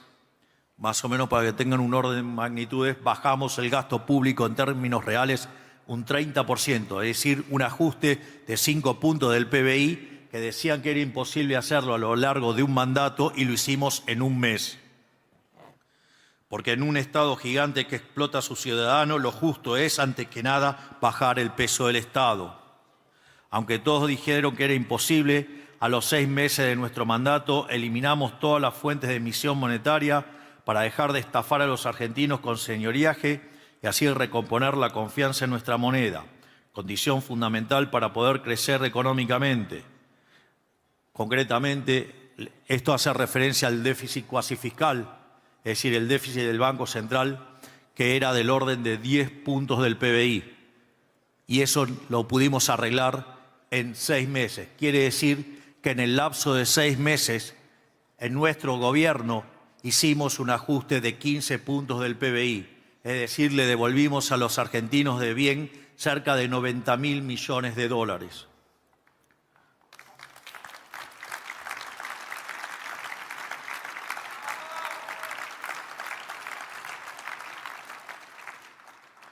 Aunque todos dijeron que era imposible, comenzamos a abrir gradualmente nuestra economía para que nuestros sectores verdaderamente competitivos pudieran competir globalmente y proliferar, y para que los argentinos pudieran acceder a bienes de máxima calidad al mejor precio, y no descansaremos hasta convertirnos en la nación más libre y abierta del mundo. Fruto de adoptar estas medidas, gracias a nuestro tamiz moral, hemos logrado bajar la pobreza del 57% al 30%, es decir, sacamos de la pobreza a más de 15 millones de argentinos, lo que representa haber sacado obviamente millones de argentinos de la pobreza. También hemos logrado bajar el riesgo país del orden de los 3.000 puntos básicos en torno a los 600 puntos y hemos comenzado a recibir inversiones en nuestro suelo por aproximadamente 100.000 millones de dólares. Aquí en Europa, por el contrario, llevan décadas tomando la matriz decisoria opuesta, tal como sucedía en Argentina, aunque a otro ritmo. Primero analizan lo que le conviene al político o al burócrata, después lo que es económicamente eficiente y por último analizan lo que es moralmente correcto, si es que siquiera esto lo hacen. Y lo hacen siempre disfrazado de virtud. En nombre de la compasión atacaron la propiedad, en nombre de la igualdad destruyeron el mérito, en nombre de un universalismo vacío cedieron la soberanía de sus naciones a burócratas que nadie eligió.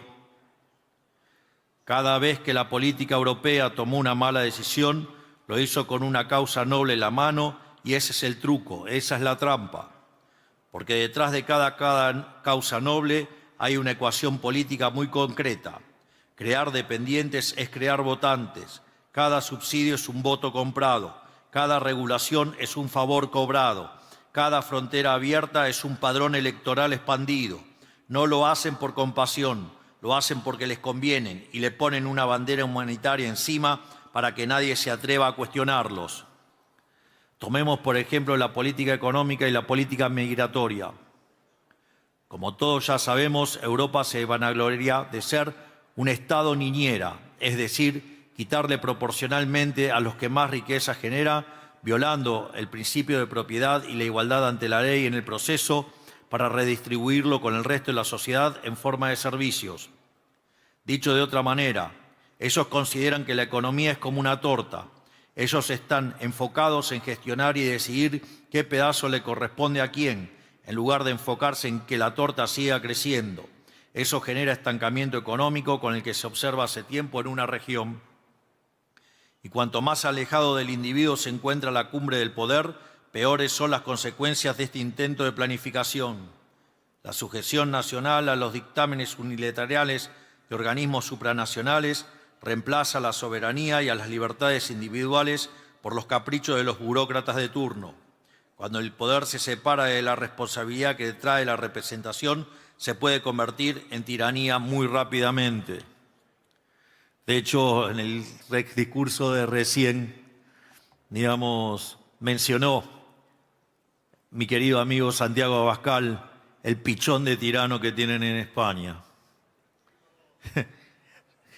Si a esto le sumamos la cuestión migratoria, que lo que hace es aumentar indiscriminadamente la cantidad de receptores de pedazos de la torta, sin ninguna exigencia de aporte de ningún tipo, se termina estafando a la población, que pagó impuestos durante tantos años, devolviéndoles un sistema camino al colapso.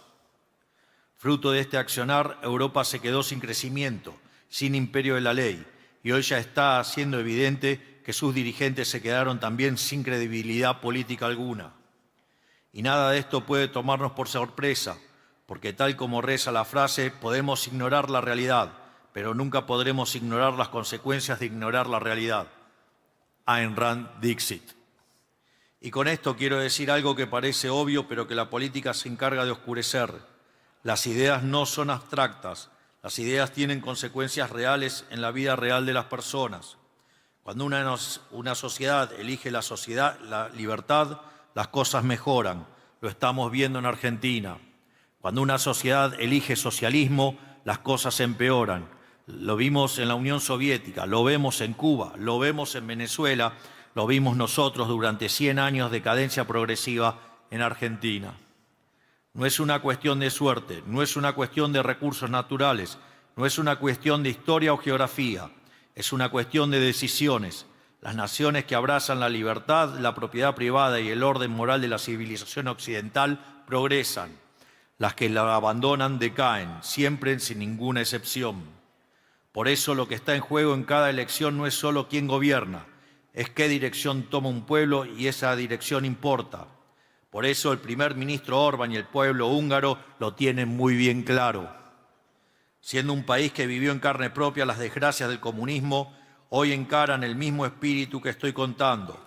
Depositaron su confianza en la determinación y el coraje del primer ministro Orbán para llevarlo adelante, y vaya que es alguien digno de admiración por su enorme tarea. Hungría se ha convertido entonces en un país que decide hacer lo correcto por sobre lo que está bien visto. Ese accionar implacable los llevó a mantenerse firmes con la política migratoria, yendo a contramano de toda la región que lo presionaba para abrir sus fronteras. En contrapartida, Europa, por culpa de hacer lo que dejaba bien parado a los políticos en titulares de diario del mundo, hoy se encuentra ante una crisis desproporcionada en esta materia y tantas otras.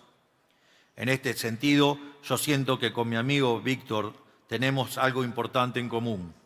Ambos empezamos a dar estas batallas mucho antes de que fuera popular darlas. Cuando yo decía en Argentina que el socialismo nos estaba destruyendo, era un paria. No me invitaban a los programas, no me llamaban de ningún partido. Los periodistas me miraban como un loco y sin embargo seguí diciéndolo porque era lo correcto.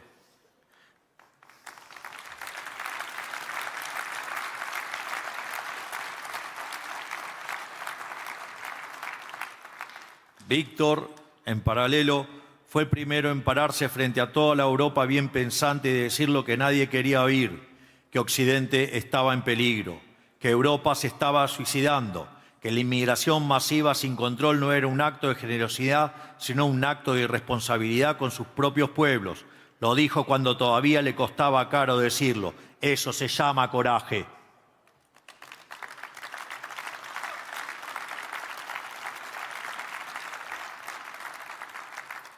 Hoy, años después, los hechos le dieron la razón a los que dijeron la verdad a tiempo.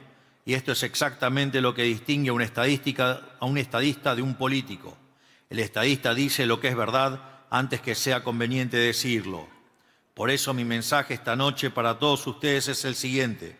Cuando lo malo y los malos se imponen como norma, es nuestro deber defender con más valentía que nunca la ética, la moral, la justicia.